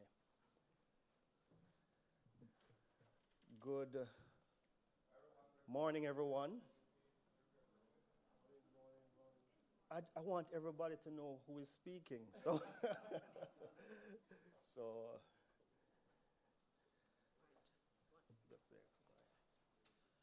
So just to recognize the minister, Minister Norman Dunn, the Minister of State in the Ministry of Industry, Investment and Commerce. Welcome, Minister. Can we give him a round of applause, please? Thank you.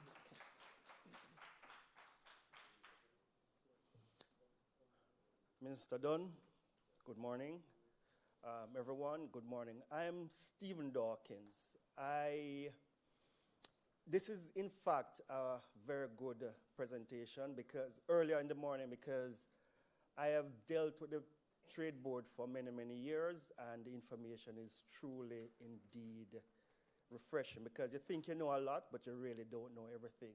Because I think I know everything in export because I've been exporting for quite a while. I spent my early years at Jerry and Neville, in which I was Caribbean area manager, and I visited the world. In fact, during my export years, I visited about 31 countries, or probably more, stretching Asia, which is Australia, New Zealand, coming into the region, Mexico, all over the Caribbean, Europe, Netherlands, all over, a lot of countries. And I said to people that you travel the world if you're in entertainment, if you're in sports, and if you're in exports, right? So that's what I tell my son. Choose one of them if you want to travel the world.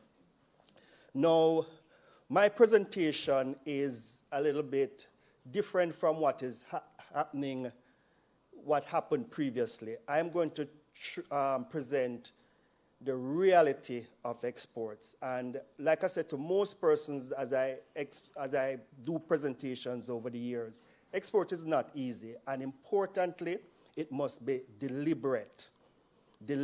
And companies must form an export strategy in order to be really, really successful.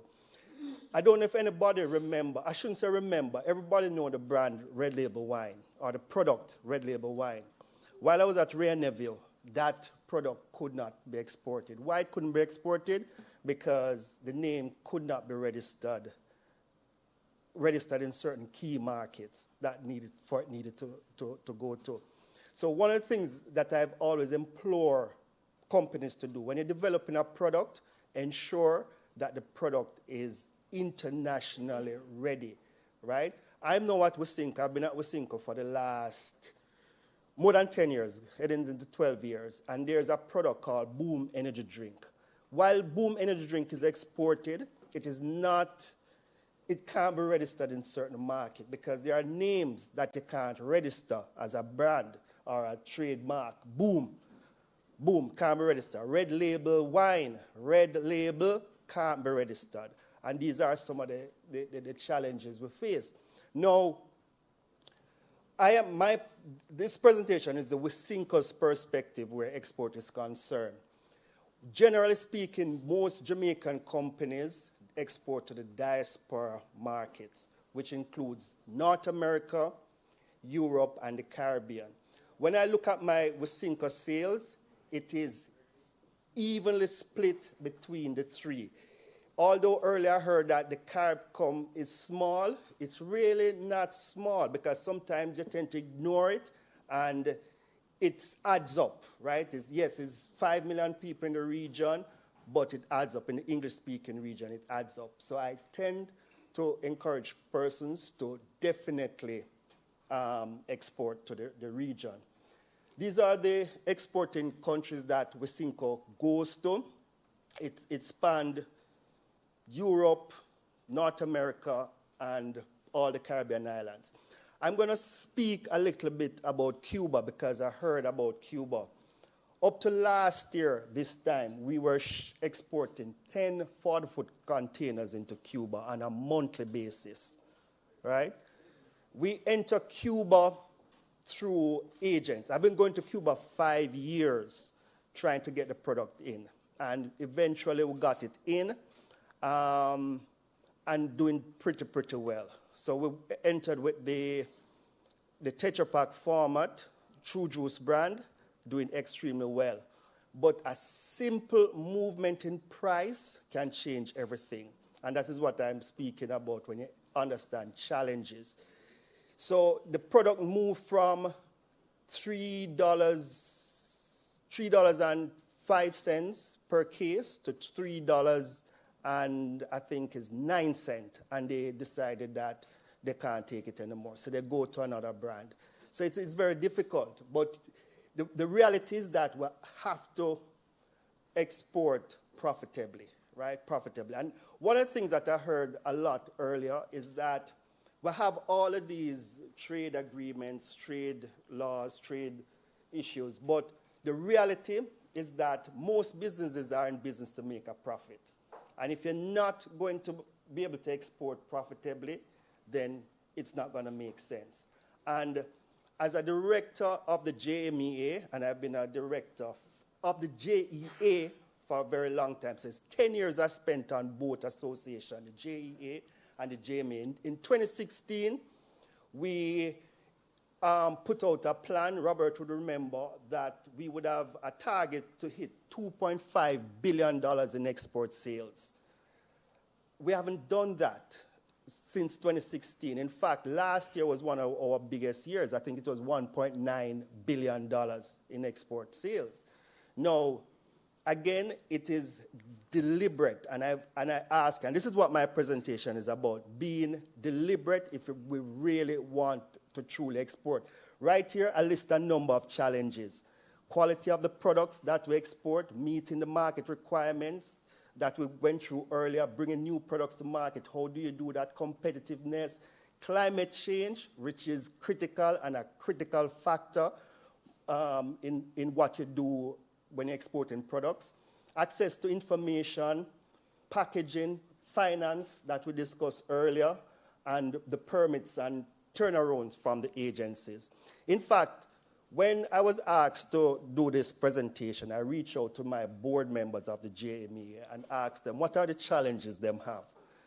When I get the WhatsApp, I just send it on a WhatsApp, and I get about 500 challenges, right? And I said, boy, I couldn't approach it that way. I can't approach the presentation in a challenge, all the issues we have. Because what I will tell you is that being in it for so long, and what the Trade Board is now doing, I'm truly, truly, truly, truly pleased, because it has been difficult. It has become much easier now. The old JSIP thing that we introduced, it has become a lot easier. And Major Blake, with the research that you are doing, it's critical, because if you don't understand what the companies are going through, then it don't make sense. And if export is a critical element for growth, then you have to understand what it takes, right? When you look at the world and you look at the countries that are strong GDP, strong, rich countries, as the Minister Albany always says, their top 3 GDP, when you're looking at export, is either 1, 2, or 3, right?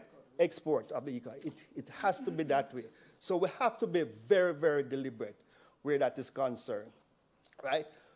No, there's a maze of issues that companies have to go through, right? And I thank you, you're making it a lot easier. The government agencies, and I'm telling you this, if we are trying to get a certificate of free sale into a market, at one time we didn't even know which government agency we go through. In fact, the Bureau of Standards and the Ministry of Health could issue the same document. So what we do, which was the most efficient agency, the Bureau of Standards. So we went through them because the Ministry of Health used to take very, very long. So there are duplication of a lot of functions in the ministries, and I think this is one of the things that we have to definitely work on in terms of efficiencies. And I tell you, when I used to apply for the safeguard that I get beat up for all the time, when I used to apply for the safeguard, I wasn't certain which government agency I was to go through. So I went through the Ministry of Industry and Commerce, and then I went through Trade Board. Oh, I have to stop for the export czar. And while I'm in my presentation, I tell you, I've been in export for 12 years. Well, to add Rear Navy years, it's 15 years export. And this is the first time I have consistently get up every day and hear the export czar preaching export. So it's a good thing, right? Now, look at this, right? This is a challenge, and this is what companies, I say, would have to go through. We export bigger. Bigger is the #1 exported product from the West Inco Group, right? A lot of people don't know that.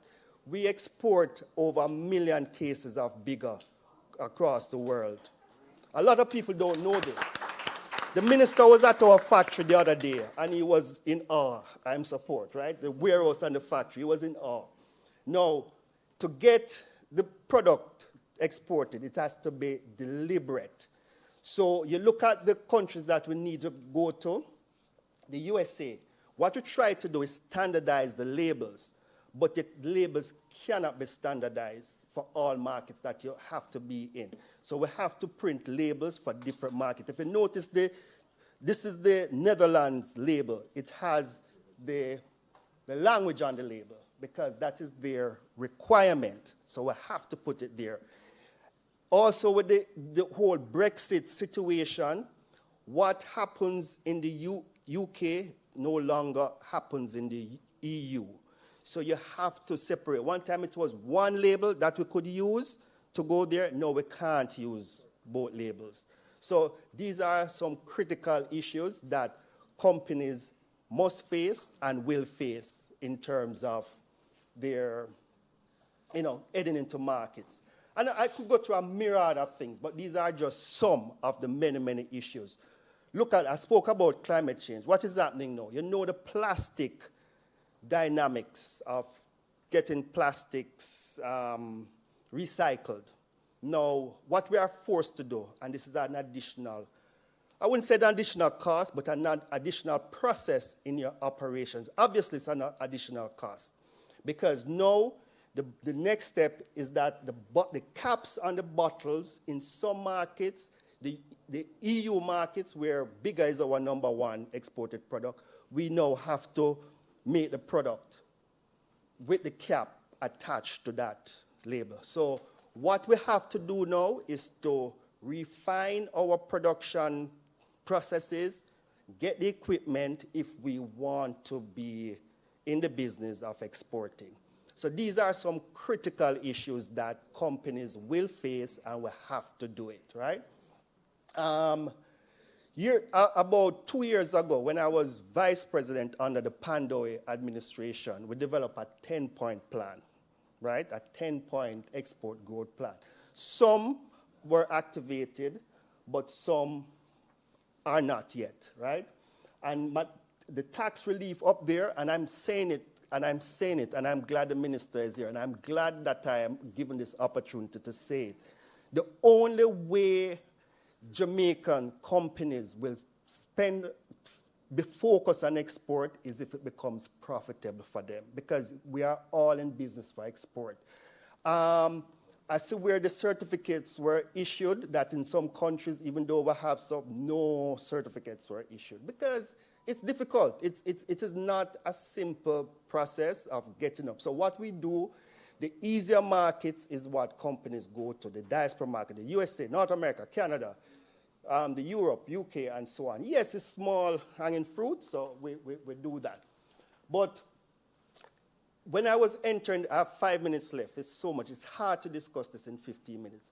When I was entering the United States to make the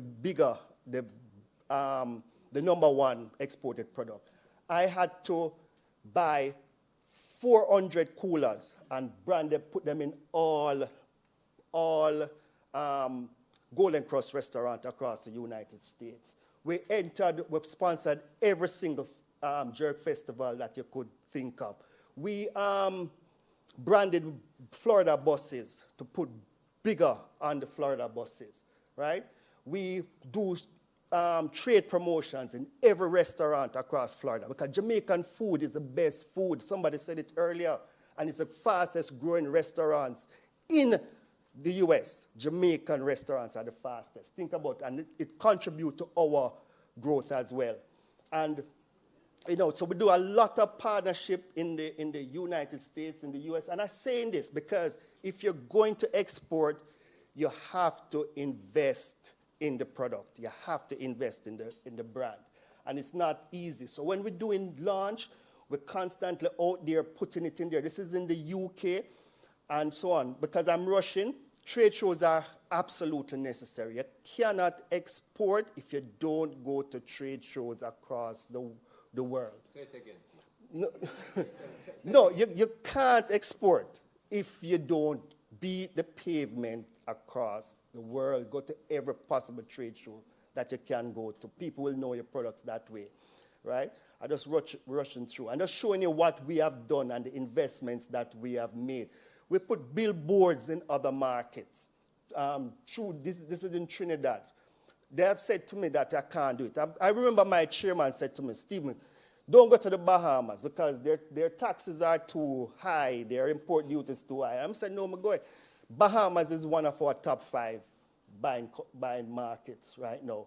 And I could speak on this. We sponsored Britain Got Talent, right, a couple years ago. Britain Got Talent. So when you see this product on the screen after every performance, it says wonders. So everybody asking now, who is drinking bigger? Because the amount of bigger that we're sending into the UK, there's no way it is just a diaspora market. It has gone into mainstream. So this is the investment levels that we are doing.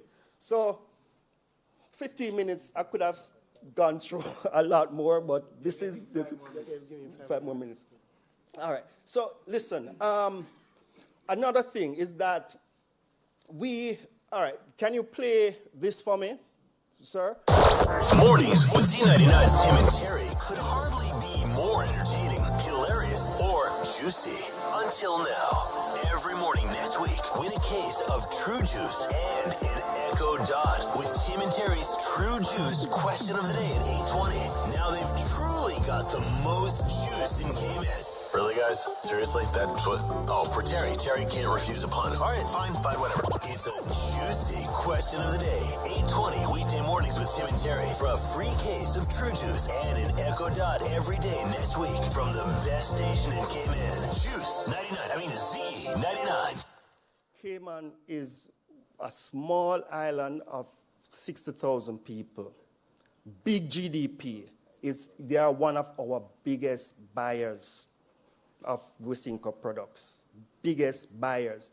And because price in that market, see, like I mentioned Cuba earlier, where just a change in price lost the business. In Cayman, price is not an issue. Rich people live there. What's the per capita income, Minister? $60,000, 60,000 US dollars. So you can't, when you're going to Cayman, you can maximize your margins into Cayman. That's what we do to ensure that we get it. But you also have to invest. So we do radio programs in the Cayman Islands. And those other sounds are for other markets. The thing I'm saying, guys, is that, yes, what the Trade Board is doing, the other agencies doing is fantastic, because what it is doing is allowing me to move the hassle of agreements from with the ministries, the Minister of Foreign Affairs, and so on and so forth, so that we can do our work, the hardcore work of beating the pavement,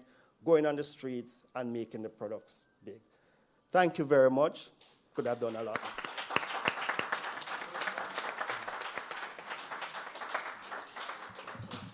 Thank you very much, Mr. Dawkins. What we can do is, in the question and answer section, we probably can go back to Mr. Dawkins. If he has more to present in the question and answers, we can come back to him. But in the meantime, I'd like to hand over to our main address, Minister Aubin Hill, Minister of the Ministry of Industry, Investment and Commerce. Can we welcome Mr. Hill, please? Minister Hill.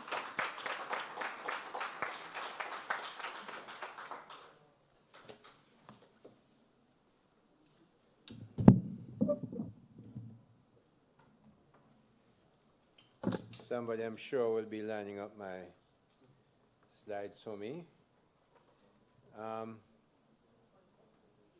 I had on my list here PS Sansia Temple, Benny Templar, but she's still in the PS board meeting, which I have every Tuesday. That's where they run the country from. We have cabinets on Monday, and then they run the country on Tuesday. So, Ms. Dana Ashpole, very good to see you, Dana, and in your role as Board of Director of the Trade Board. I have an announcement to make, but I can't make it until I send out the letter, so the letter will come. She will still be on the board. Dr. Major Hugh Blake. Major is retired, and he is the Trade Administrator and CEO of the Trade Board, Jamaica Limited. Mrs. Kamisha Turner Blake, who's the Executive Director of the Jamaica Manufacturers and Exporters Association, management and staff of the Trade Board that really run things, under retired Major Dr. Blake. I see Mrs. Sharon May Shirley, who is the head of JANAC. And if you don't know what JANAC is, you need to know.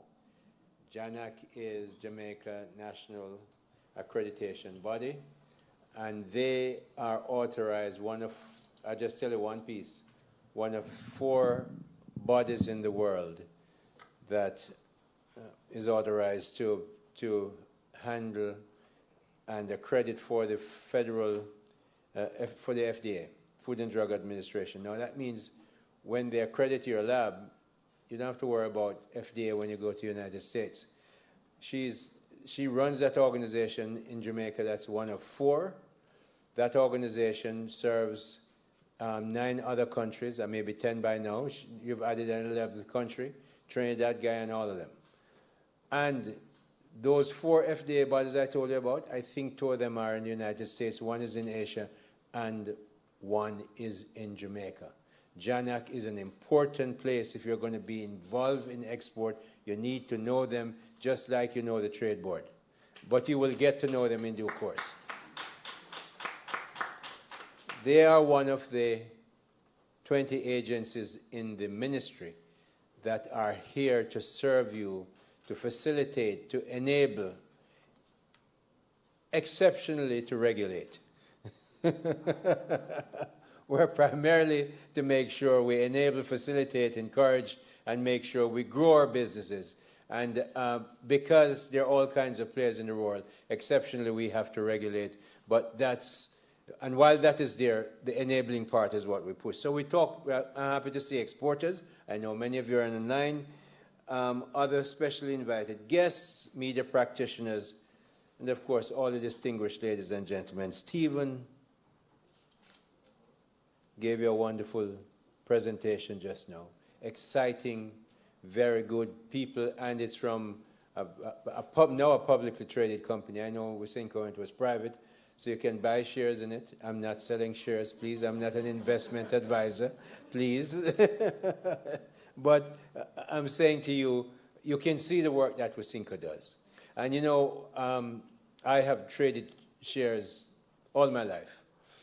And how I used to trade shares when I go to the United States or Britain or somewhere else, I go into a business and I'm having meetings and I make sure I pick out and talk to 3, 4, 5 ordinary workers. They don't know who I am. Most times they know I'm different because I'm black. I'm in a white country, so they must know I'm different. Then if they talk to me, they know they're different. But I'm talking to them as a prospective investor. I listen to what the ordinary staff are saying. Are they happy to be in their company? I ask them all kinds of personal questions. Do they help you with your school kids? Is it easy to work here? Do you like to work here? Do you like to come to work? And based on that, I leave there, pick up my phone. My broker in New York used to be called Wing Chin. I say, Wing, I want to buy the stock. Or if I have the stock, and depending how I feel, I say, Wing, it's a sell, get out. So give him another round of applause. It was pretty stuff, good stuff, and I like that. Clearly, it's a pleasure for me to speak at the Trade Board Limited Step Up Export with Trade Agreements Dissemination Seminar. See all our banners. Listen to me now, we travel with them all over the world. I take them to Guyana, I take them to Trinidad. Down we're going to Atlanta in a week or so. They're going with us because we want the message to go. And every time we take a picture or the TV camera or the video camera takes it, we get it across the world. So it streams. So we're changing. We did all this when we rebranded the ministry. We're changing it to make sure people understand this is Jamaica's business ministry. That's what we do. The Trade Board has achieved an important goal over the past financial year. That's 22-23. The highlight of which is the assisting of at least 105 local manufacturers. I bet you didn't know that there were so many. 105 local manufacturers, exporters, and export-ready companies in getting their products qualified for export certification within the period April 1 to 2022 to March 31, 2023. Listen to me. You hear the word? Get their products qualified for export. You can't just pick up and run up and think that you're going to get your export. You see, before you used to have the bottles, the stopper that you throw off. Now you have to have it stick onto the bottle or you can't get your product in there. So there's, and the rules are always changing. People are environmentally sensitive. People want to know that you're not using child labor in making your products. You have to package your product well and make sure you label it very well. The Trade Board helps with that. The others of our agencies help with that, and we're here at the Ministry of Industry, Investment and Commerce to help you to do that. I am cognizant that this mission was not easy for the Export Certification Unit at the Trade Board, particularly with regard to convincing their target audience to engage in export utilizing bilateral trade agreements and arrangements to which Jamaica is a party and which will ultimately contribute to Jamaica's GDP growth. Get them to convince to look at agreements. You can't even get them to talk about export. Before a couple months ago, and I made it as soon as I came to the ministry and I saw the trade numbers, I said, this has to change.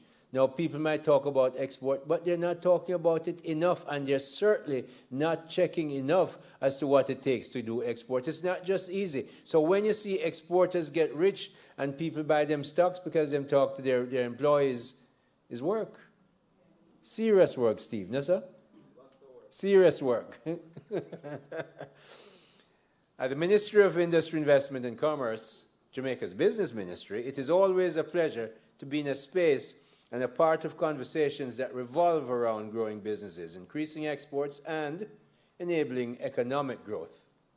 This seminar is a very important event, and one that reflects the significance of extensive information sharing, of bilateral trade information, and gaining the benefits of growing exports exponentially.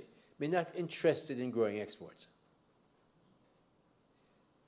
I am interested in growing exports exponentially.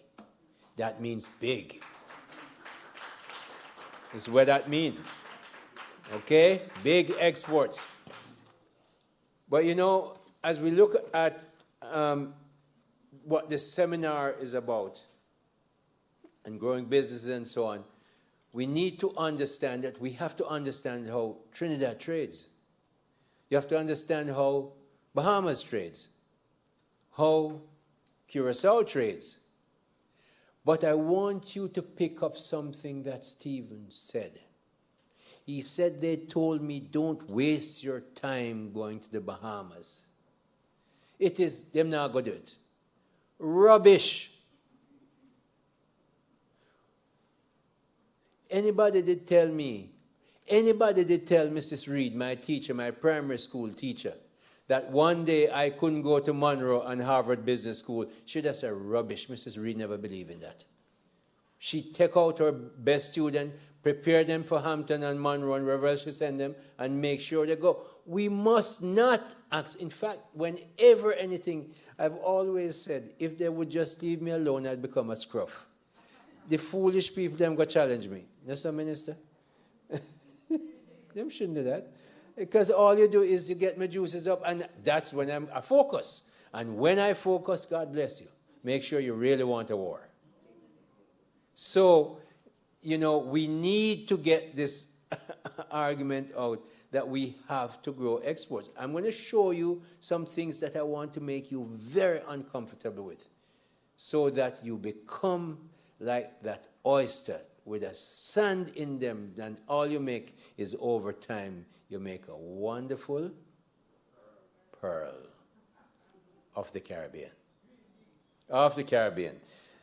As Minister of Industry, Investment and Commerce, it's a pleasure to be in a space as part of this kind of conversation. we are fresh off Expo Jamaica, and I must acknowledge and commend the hard work of Jamaica manufacturers. Get my slides lined up. When I say slide, it must run.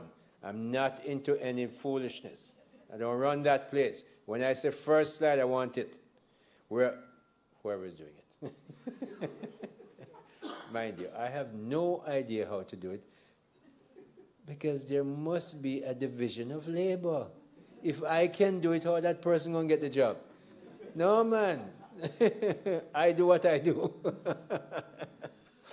So, you know, I bring up Expo because I really want to commend and thank the Jamaica Manufacturers Exporters Association for putting on a really outstanding Expo 2023. Clap it. Now, something that you should really clap for is that for the first time, as I can recall, anybody could check, the Ministry of Industry, Investment and Commerce took the position of being the driving lead sponsor for that. No minister did it before. Big. I watched them at the tennis matches in Rome and Monaco and so on, and when a good shot them.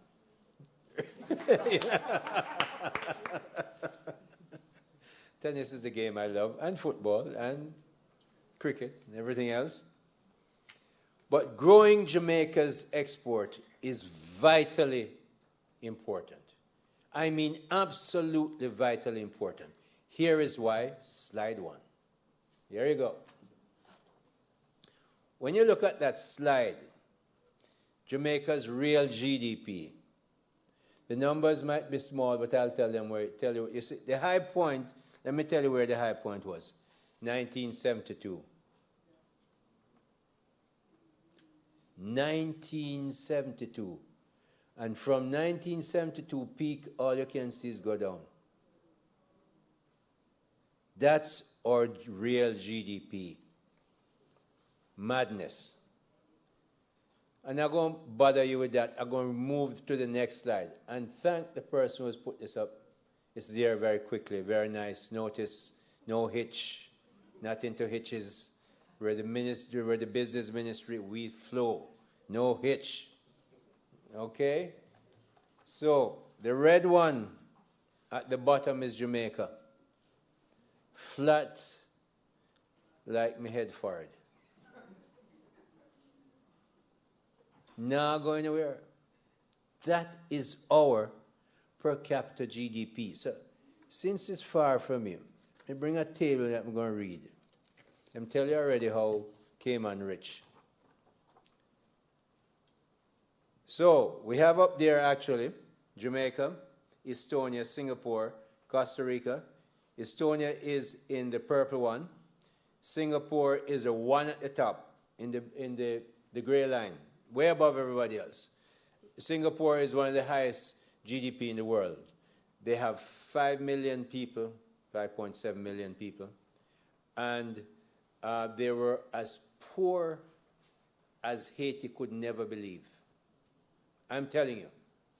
When Lee Kuan Yew took over, nothing was there. I mean absolutely abject poverty. Them not have no iron ore. Them not have no gold. Them not have no platinum. None of those things. Them had some poor people and they weren't even well educated. Well, Lee Kuan Yew changed that. So Singapore is at the top there. Costa Rica is the yellow one. Israel is the dotted line. That's the second one from the top. That's how high their per capita GDP is. But let me bring you down to earth right now. I'm going to run down this. And I want you to be very upset when I finish. Because I want pearls made in Jamaica. Bahamas, and I'm using per capita GDP in constant 2015 US dollars. The economists will get it. Others, it no matter, just follow the numbers. Bahamas is $26,705.60. That's the 2021 numbers. It's the latest numbers I have. St. Kitts and Nevis. Now, me certain say both of them could hold easily in St. Elizabeth. Please. Oh, this is being streamed. No, I'm not making any comment at all about the geography of St.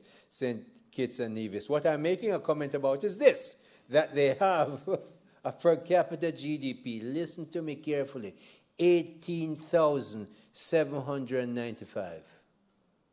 Barbados, 14,800. Antigua and Barbuda, 14,692. Trinidad and Tobago, 14,179. Guyana, 10,857. 2021 numbers. St. Lucia, 9,362. Dominican Republic, 8,410. Grenada, 8,223.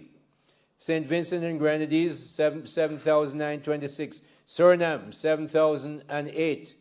Dominica, 6,964. Belize, 5,733. Jamaica, 4,971. The only country below us is Haiti at 1,283. Get upset. That cannot stand. That must not stand. We must change it. And it's people like us in here. Young, bright, some not so young. Some have money. Some make money. All of us. And you know how you're going to do that? Change your focus. Stop running up to supermarkets to buy foreign things. Go in there and say, where is my Jamaican stuff? Ask for it. Then you talk to your friends and say, oh, you have a business? You're making this? How much you export? And you don't shame them, but you ask them like 4 times.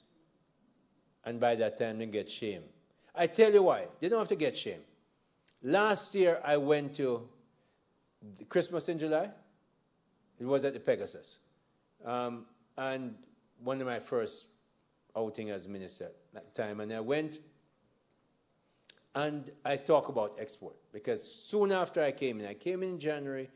By May, I got the first quarter results, or got the 2021 results, the trade balance, and I saw it. And I went to this thing in July, and I talked about export. And a week, 10 days later, lady WhatsApp me, because I give out my number everywhere. Nobody don't bother me.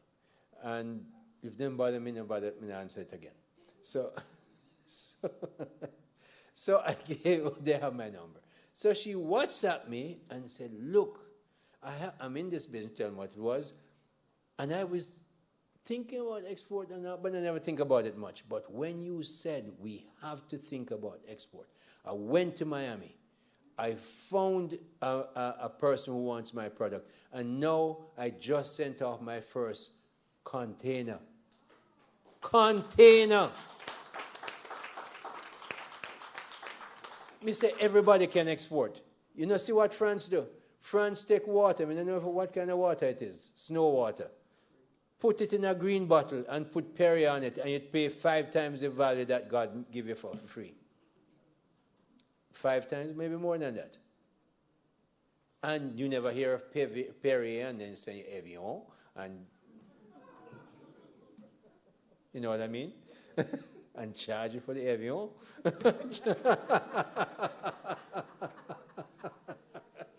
We can create things. They don't know about bananas when we turn up with free things. In other words, guys, we have to get creative, but we have to focus. Why do I say focus? As I told you, I play tennis. And I want you to think, you know the names if you don't watch a game. Federer, Djokovic, and Nadal. Now is different people. Iga Swiatek is running the women them nuts. And Alcaraz is king at the top. We'll see if he makes the French. But if you want to fix your forehand, the reason why they travel with a coach, they are the top of their game. And they're not, something is wrong. They're not taking the racket back early enough. Or they're not hitting the ball in front of them, whatever. Not keeping the eyes in. You have to, coach gets you in there and he focuses you. And they're out there 6-8 hours a day practicing. Sometimes it's just 2 shots. So that when they go, they can play for 4.5 hours, 5 sets, and win. We have to focus on exports.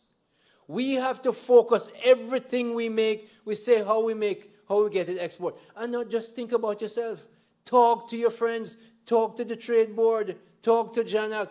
Talk to Jampro. Talk to JBDC. And we have productive incentive relief. I was looking at the numbers. We gave out 88 billion last year, 109 in 2021. We have money to help you as well, but you have to make a case. Productive incentive relief is to buy equipment and machinery and so on. The ministry will help you.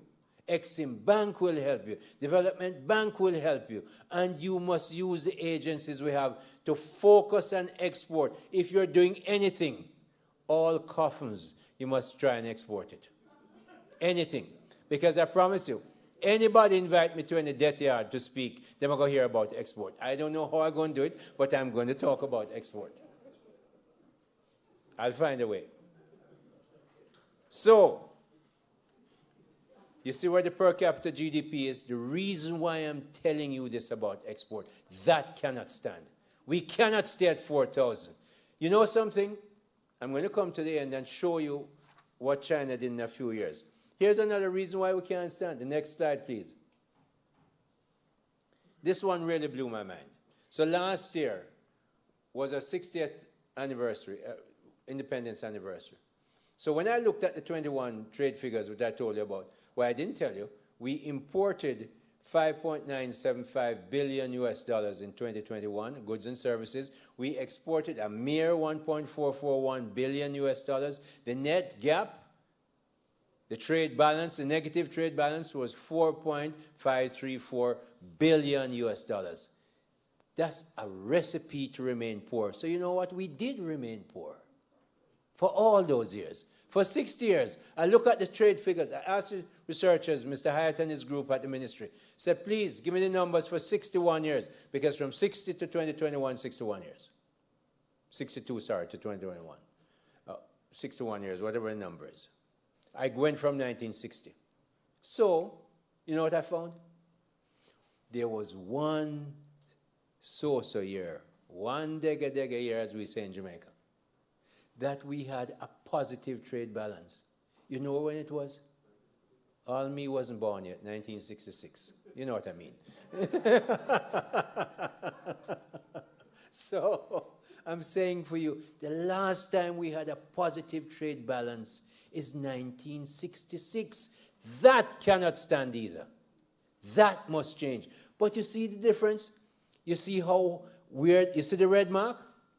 The red mark is just the deficit. The difference between the black one and the green one. The black one at the top is what we import. The green one is what we export. There is a deficit in red, but let me make it more dramatic. Give me the next slide. There it is. One solid gully going down. That's our negative trade balance. That is a testimony of poverty. Now, there's no correlation. I can't give you a correlation, but for 50 years, we meandered at a growth rate of 1% or less. And for 60 years, we had a negative trade balance. Now, I can't say one caused the other, but the correlation is really close. What I do know, the effect has been continuous poverty and not enough growth and not enough wealth for a country. That red mark must get above the numbers and get stronger if we're going to get rich, and is we have to do it. The next slide, please. This is the one I want to talk to you about. Bill Clinton in the late 90s engineered that the Chinese joined the World Trade Organization. One of the main things he did before he left. They joined actually in January 2001. Jamaica and India joined in January and March respectively, of 1995. I have 3 countries up there. China is the red one. India is the blue one, dotted one, at the bottom. And Jamaica is the black one. That's, you see how flat our trade business is? Not going up, in fact, sliding if you don't watch out carefully. See what has happened to China? China had if you notice, when you look at the per capita GDP for China and Jamaica, they were really, really below Jamaica, as you can see on that graph there. That shows the per capita GDP. Now, China passed us in 2009. Just 8 years. Why? And this, Dr. Blake, brings me to the reason why we're here. Clinton had organized for them to join the WTO. Some people don't necessarily agree with it, but there's nothing that you do in life that everybody's going to agree with. Some are going to agree, some will disagree. The point is, though, because of a trade agreement, China took that trade agreement, took on the world, and became the exporter of the world, and changed their country's GDP from way below Jamaica to way above Jamaica. The per capita GDP in which numbers? 2015 numbers was like $11,000 or $12,000. Jamaica is still 4,000 something around there. Because they grabbed the trade agreement, understood what it was, went around the world campaigning to get their trade. Listen to Stephen, the reason why I take trade delegations, because I make it very clear, I do believe you cannot stay in your office, nor can the minister stay in his office and go get business and think you're going to trade and get export. We have to go there. Take Stephen's advice and go to those trade shows, spend the money. Let me tell you, we took 73 people with us to Guyana, the second trade around. They all spend their money. And they come back and they're excited. They're out there spreading how you must go to Guyana and how Jamaicans must go. And I'm telling you, Guyana is a big part of the future of Jamaica. Rich country. So I'm saying to you, please, China did it. Now, what I'm encouraging you to do is make sure you understand this trade agreement. And Dr. Blake, I'm so happy you're going to do this because you're going to continue. You told me, I know you're your chairman, deputy chairman, must carry this message even as we go to the country with the MSMEs. But you have to have seminars. And you know what? You go out and look for ordinary little people who are not thinking of export. Bring them in. Bring them in with the buses. Give them the food. At least lunch. Coffee break is all right. Bulla if you can't afford bun. Okay, no, but seriously, we'll do better than Bulla. But we have to go, we have to become evangelists for this. They're not going to come into us. It's like going into a big bank. Them now go NCB and Scotia. It's threatening, and I used to run NCB. I know. We have to go to the waysides and the bylines. Oh, you know your Bible? You read it? Or you hear somebody say it? All right. Go to the highways and byways, mainly the byways in this instance, and bring them in, Dr. Blake. And get our people, if we're going to change what I show you up there. You know, I know Stephen would give you pretty pictures. I want you to give the ones that must make you disturbed to change, so that what Stephen is telling you about, you'll get on that train and plane and go do it. So I think I've given you enough to think about and to do something about. We have all kinds of a trade agreement. We have what they have here for me, Dr. Blake. We have United States, through the Caribbean Basin Initiative, Generalized System of Preferences, CARIFORUM EU Economic Partnership Agreement. They are here this week with Minister Johnson Smith. The CARIFORUM UK Economic Partnership Agreement, Canada, CARIBCAM, and with other English-speaking Caribbean states. around Costa Rica, everybody. CARICOM has bilateral trade agreements with Cuba, Guatemala, Dominican Republic, Costa Rica, and Venezuela. When you export to any of them? I went to Dominican Republic recently, took a trade mission. How many of you go? When are you going? We must study these many trade agreements to grow our exports exponentially. That means bigly. Sorry, big.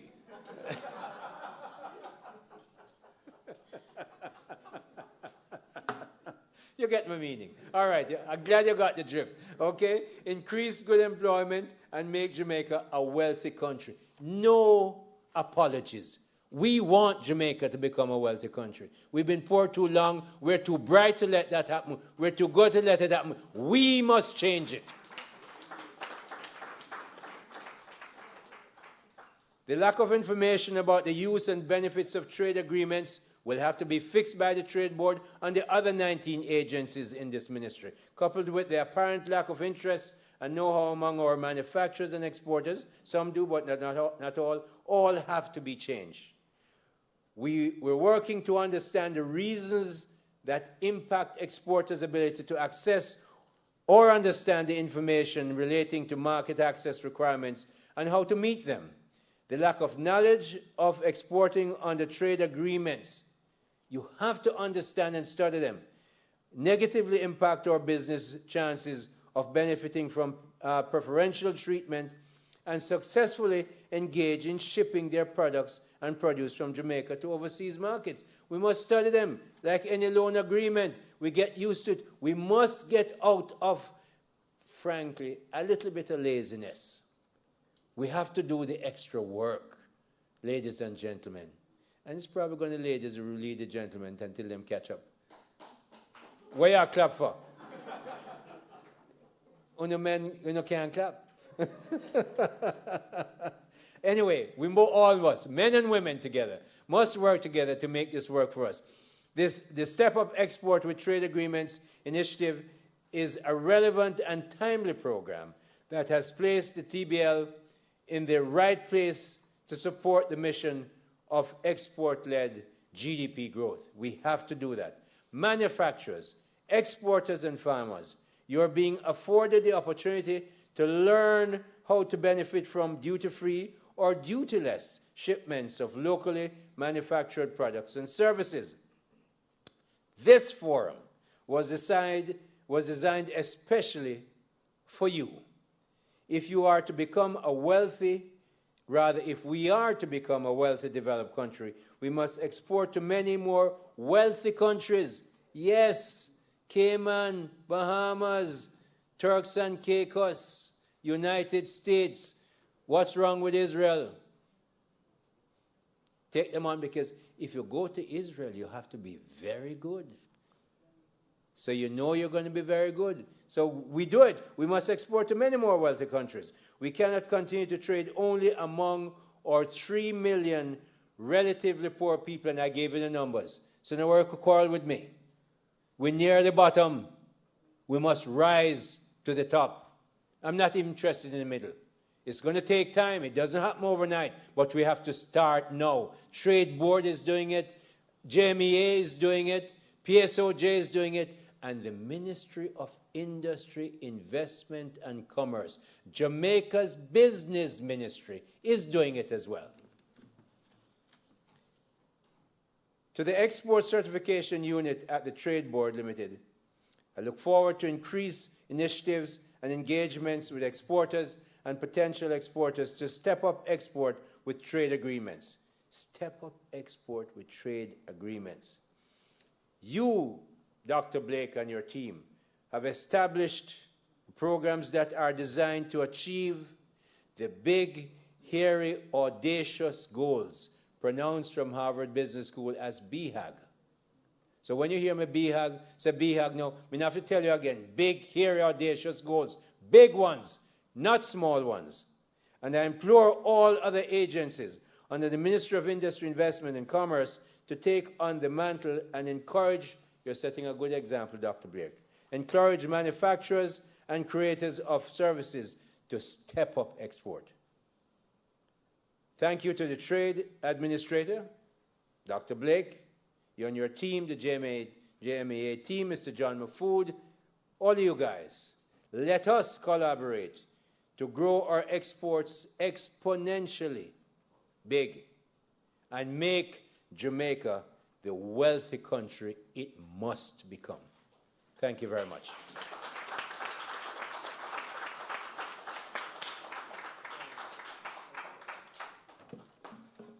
Okay. Thank you, Minister. Minister, will you be staying for the question and answer segment? Yeah, man, that's why I'm here. Okay. Are there any question and answers from inside the room before we go to what's virtual? But because you see the minister, you get shy? Stephen the question. All right, I'm going to go online. Follow up? Sure, of course you can. Mm-hmm. I mean, this question is.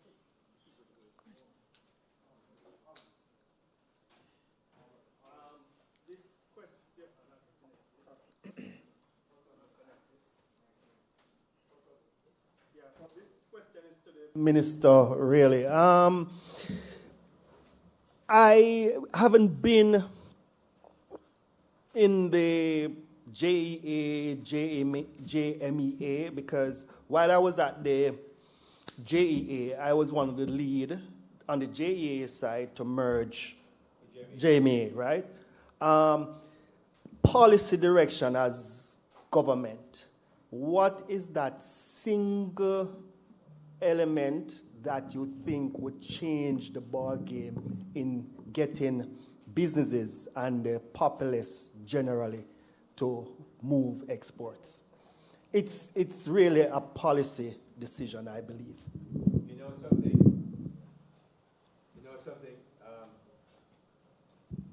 It's on. It's on. It's on, Minister. It's on. It's on. Can you hear me? Try this. No. I can hear. I don't hear any pop. This is on. It's interesting that most anytime we have something like this, we will start with the government.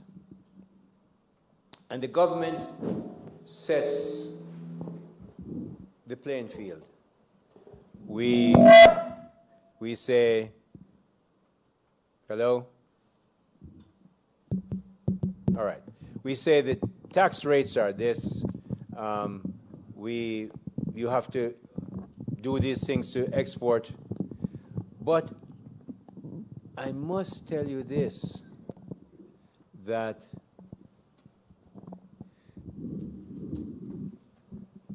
governments tend to follow businesses.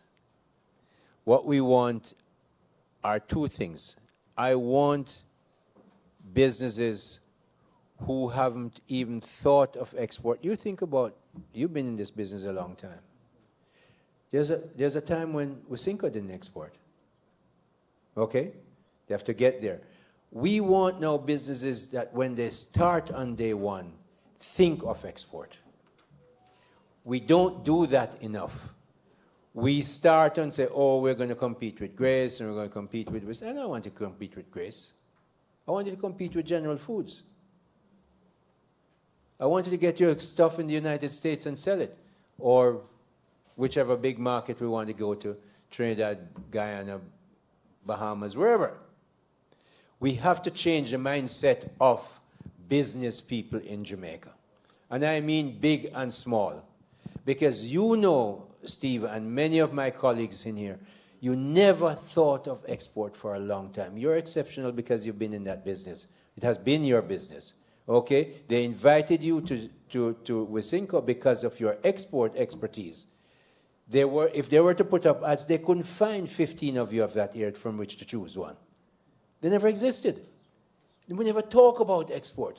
So while I'm going to come back to the government, because I know the government has a role to play, but I am so much from the private sector that I know I've been in the banking business in 9 different countries. The banks are always ahead of the regulators. We create products, and they come sometimes, they create some ones that cause FTX, cause some serious problems. But the regulators generally have to follow the marketplace. So the marketplace is why I'm out here, and I'm glad I'm from that place, to say it's you who must think about export. The government can't tell you, I can't tell you go think about export or come in and do your export. You must think about, you must say, this is I want to export to the UK. You know, I was at Jamaica the other day, and they had me launch a new product that was going to be launched in the UK and Jamaica at the same time. And when I saw that packaging, my gosh, I was amazed. Young lady who grew up with her uncle or her father and started to export the products to the United States, to Britain, and it is fantastic. But the packaging that she had to go through and all that stuff, she had given it great thought. I don't think she was more than 29 or 32. But that's when you have to start thinking of export. That's the private sector side, because really, it's private sector who run business. And I keep telling everybody, I'm going to say it again, is you guys pay my salary, and the Prime Minister's, and the Minister of Finance. And when we play GCTs, because you pay us. So me no have no doubt about where the money comes from in Jamaica. That's why I'm out here with you, supporting you and making sure I enable you, because I want us to get rich, and it's only you can do it. No, government side. I asked for your presentation because I see you have some tax things up there. That means very often when those tax arrangements were being made, they weren't being made just like you didn't think of export. How much less did you think of the bureaucrats making these things think of export? Export was something you boondoggle, you tie up them foot and sign 60 forms before you can export. Why, when we want people to export, we make it so difficult? We have to change that mindset. So part of my job is to encourage you and then encourage inside my own shop. And, you know, it's funny, when you start explaining, people never thought about it. They never thought when they wrote this clause that it's going to stop export. Oh, it will just collect more money or something.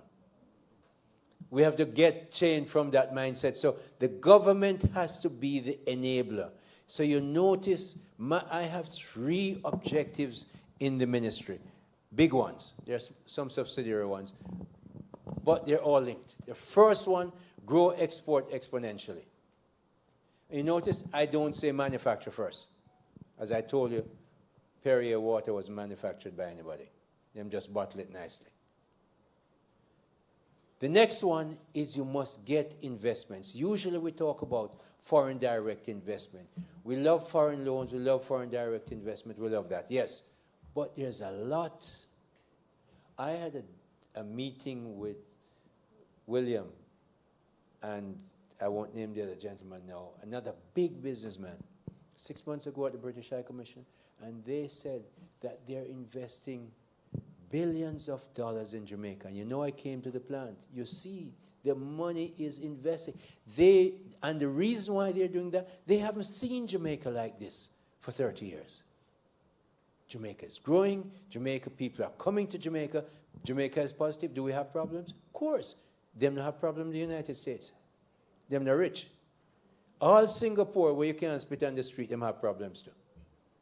So everybody's going to have, we have to work out our own. One way to do it is A, to make sure we invest and export. The second one, rather the third one, is we have to train our people. Our workforce has become small. Small, in fact, that our employment is now higher than it used to be. That's why it has become small.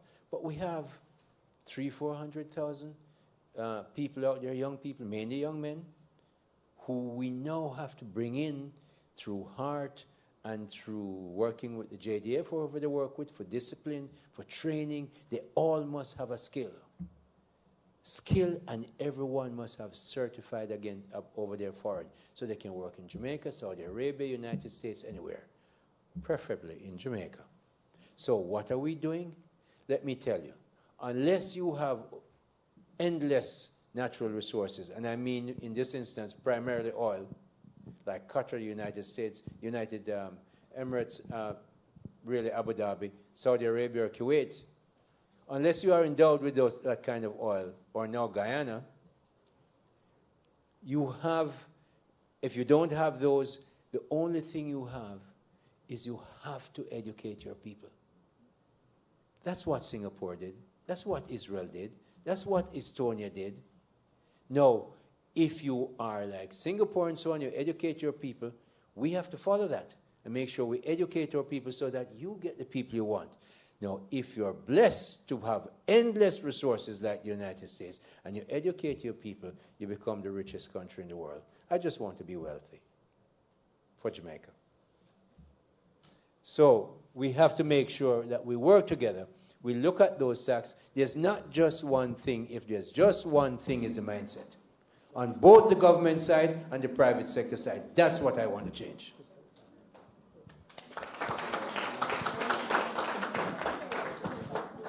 Are there any more questions?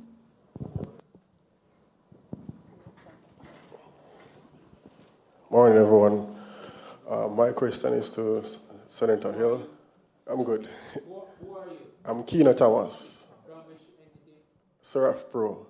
That's my business. But my question is,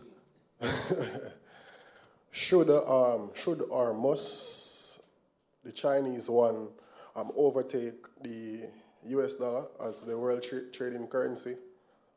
What do you foresee as an impact on Jamaica's export? There are two sides to that argument. Let me tell you something that really actually did happen. If you go back and Google King Faisal bin Abdulaziz bin Saud of Saudi Arabia, in the early 70s, if I recall from the history reading, he decided that something upset him about the United States. The Middle East and the United States, they're close and upsetting each other. So King Faisal did not want to use the US dollar, so he declared that he would have all the oil invoices and LCs denominated in Deutschmark. Well, let me tell you what happened.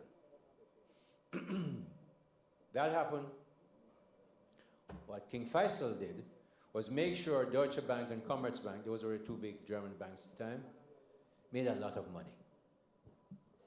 You know what? What actually did happen though? When they cashed the LC in Deutschmark, it stayed in Germany for about 1 nanosecond. Because in the next second, it was in New York. Because the German banks and the German economy couldn't carry the weight of that economy, of those exchanges. So anybody who understands trade, yes, there might be some of that. But let me tell you, I'm not going to answer which it will be. I'm going to let you answer it. Here's how you do it. Precipitate a crisis. Preferably one like coronavirus and a war put together. Big war, though, not just one side of the world.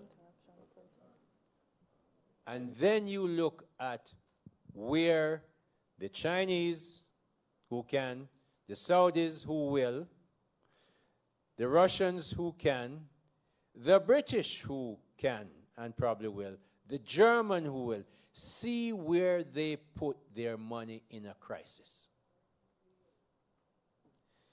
No. Where they put their money in a crisis is not so much important as where they can take their money from in a crisis. So anywhere that you see people who are wealthy and are investors put their money in a crisis, that is the reserve currency. No matter what anybody else tell you, because people put their money where they feel it's safe and them can take it from. So when you see, trade agreements might happen and I might decide to denominate my currency. If I'm buying a lot of Leland trucks from India and they do make good Leland trucks, I might agree to open an LC in rupees. But in a crisis, when I make the money on the trucks and a crisis coming, probably people will want it in a capital. Delhi is fine, but other countries, Can you get it out? That's the test. So, you know, one lady over there used to tell me that she read the Bible. So I read mine too. You remember when the Jews want to catch Jesus with a trick question? And say, hey, you out there preach every day. Because they have no respect for Jesus. These are now the Pharisees and the scribes and the priests and all them. Because Jesus called them hypocrite every day. So him say, you, hey you, should we pay taxes to Caesar? Total trick question. If Jesus say yes, he says, see you call us hypocrite every day. You're the worst hypocrite ever. You're not no Jew. How you want us to pay taxes to these evil Romans? That's one side. If him say, don't do that, him say, oh yes, we're going right over to Pilate now. Pilate seemed there, seditionist. Him not even a good Jew. Take him. Him's against Caesar. Can't win. So Jesus said, oh yes, can't. This is Apple. Jesus said, oh yes, give me the money. Let me see it. So they bring him a denarius. So who would picture this? Caesar. Give to Caesar what is Caesar. Give to God what is God. That's the spiritual lesson. The geopolitical lesson is this. If you're going to be an empire that has the reserve currency, you better have a big army in Caesarea, in Israel, to back it up and around the world. So also, not only can you, where you will put your money, where you will take it out from, but where your money is secured by easily the strongest military. So I don't have to answer the question. You make the decision when you have all that money you're making from your private sector business. When you decide now that there's a crisis, where am I going to put it? You tell me where you're going to put it. That's the reserve currency. Get your answer? All right. Okay, thank you, Minister. Okay, time is against us, so we're going to try and proceed very quickly. No, we're not driving you quite out yet, Minister. So I have a question, which, Minister, since you're so au fait with banking, perhaps it was geared towards you. From YouTube, from Brother Son on YouTube, he asks, or she asks, how will the changing world economy that is shifting away from fiat currency, backed by credit and nothing else, have an effect on our country? It's largely a similar question. They're saying fiat currency because it's not backed by gold. But you know, it's interesting what has happened. The geopolitics, because Russia's currency is supported by, you know, gold, platinum, coal, oil, and oil, you know, gas. The Chinese economy doesn't have the same kind of mineral support. And you remember the graph I showed you? Before 2000, up to 2009, Jamaica's per capita GDP was higher than China. You know how China changed that? By trading. Who are China's two biggest trading partners? The United States and EU. People also ask me about, what about if China pull out their debt from the United States? They buy U.S. treasuries. Suppose they pull out 1.3 trillion or whatever that figure is, anywhere between 850 billion and 1.3 trillion, depending on the year or date. Which economy can carry that? You remember what I told you about King Faisal and Germany? Which economy can carry that? Okay? And the openness of the economy, that you can send, I say, sit on my phone and make a transfer from my bank in the UK or the United States or Switzerland, wherever you have your money. How are you going to do that in a controlled, state-driven economy? Those are questions people will have to answer. Now, there will be solutions. People will be working them out. But you have to remember what investors look for. I want safety for my money.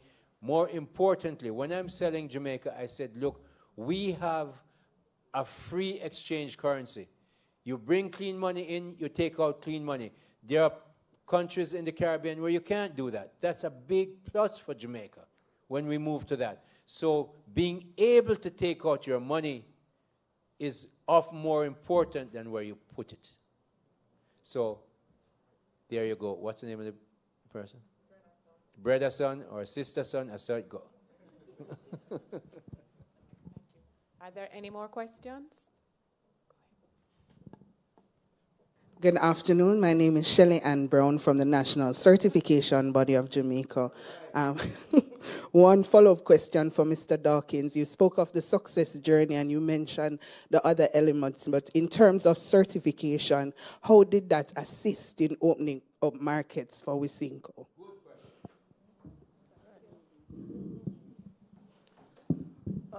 It's absolutely critical. I mean, going back to, let me see which country now. The CARICOM region. I mean, there are markets that I would not have been in if I wasn't certified. I don't know if you understand the OECS markets too, in which it's a split off of CARICOM and so on. You have to have certain critical elements in order to get your products there. So it is absolutely necessary. And as I said in my presentation before, what I've seen in the last few years is significant to the growth of exports. Significant. And I don't know if there's a correlation, but I think there is, because when I started at Wisynco, what I am now doing, what we were doing in a year, I'm now doing it in a couple of weeks. You understand? That is the growth of the business. So everything intertwines in terms of how the bodies, the government bodies, helping us to get there. And, so that's the best way to answer that question. I mean, Trinidad gave us a hard time, but it has been different now, yeah. Yes. When I went there with the trade mission, they were very hospitable. All right, I'll take another question from the YouTube channel. Akeem Braham, he asks, for farmers that are registered or have registered farms and want to export their produce directly to an overseas market, what are the procedures to do so? What I would recommend, Akeem, is that you get in touch with the Trade Board. The number is 967-0507 and ask for the Export Certification Unit and they will assist. Give the number again. 967-0507. Do you have an email? We do. We have several. I'll give you the one for the director, which is J. Butler, JBUTLER @tradeboard.gov.jm. The portal, right, which we're going to sing. I've been informed that today is actually our portal's birthday, Dr. Minister. Yes. So we want to wish JT a happy 4th birthday, Carl. Yes. 4th birthday for JT. How do they get to the portal? They get to the portal by... Jamaica Trade Information Portal.gov.jm. So that's Jamaica Trade Information Portal.gov.jm. Jamaica Trade Information Portal.gov.jm. Great. Are there any more questions before we come down to an end? Okay. Thank you all very much. Okay. Thank you, Minister. So whilst the Minister is leaving, just before we come to an official close, I would just like to say, based on what the Minister has said, the takeaway I have gotten, which I'd like to share with you, broken down into the mindset. Not many entities are as big as Wisynco, and so we want to ensure that we're not only catering to companies who feel they don't have resources, but you may have not as many resources right now to invest as Wisynco can, to say don't be deterred, but there are things that you could do that you can take away from the model that has been described by Stephen. I think all of it goes to the mindset, as the Minister said. All right, let me just wait for the photo up.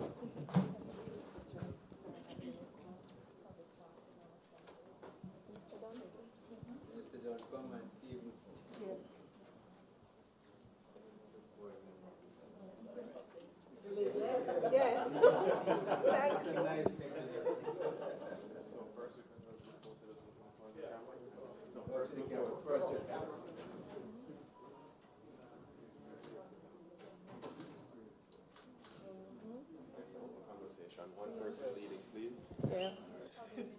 team to talk to. Yeah. Which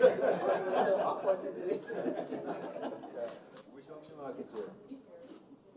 Okay, sure. 31 countries? You told them that?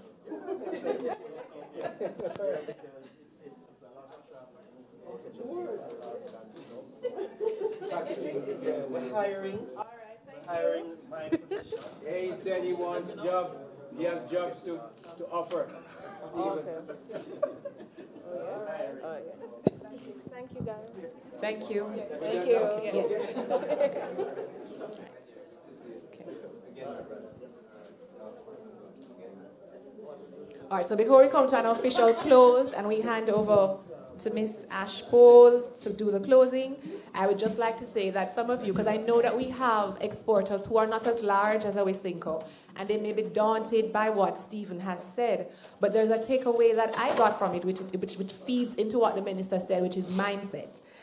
One of the things that Stephen mentioned, which you don't have to have money to do, or a lot of money to do, is invest in your brand. I don't know how many of you read the news yesterday and you saw a company, Mecca Moves, a shoemaker guy, that he makes shoes for Capleton. And by chance, he happened to be at the expo. And he can no longer fulfill orders. And so it's just investing by being at the expo, which didn't cost as much as Awisinko's resources. That helped. Another takeaway I got from Stephen as well, where there are limited resources, is the drive. He was told not to go into the Bahamas, but he went. And so don't give up. If you have a drive, if this is something that you want to do beyond the limitations, you can go. What we've learned from the minister is get creative. So these are not things that require heavy-duty resources. So don't be daunted by the resources that Awisinko may have, and you can compare yourself.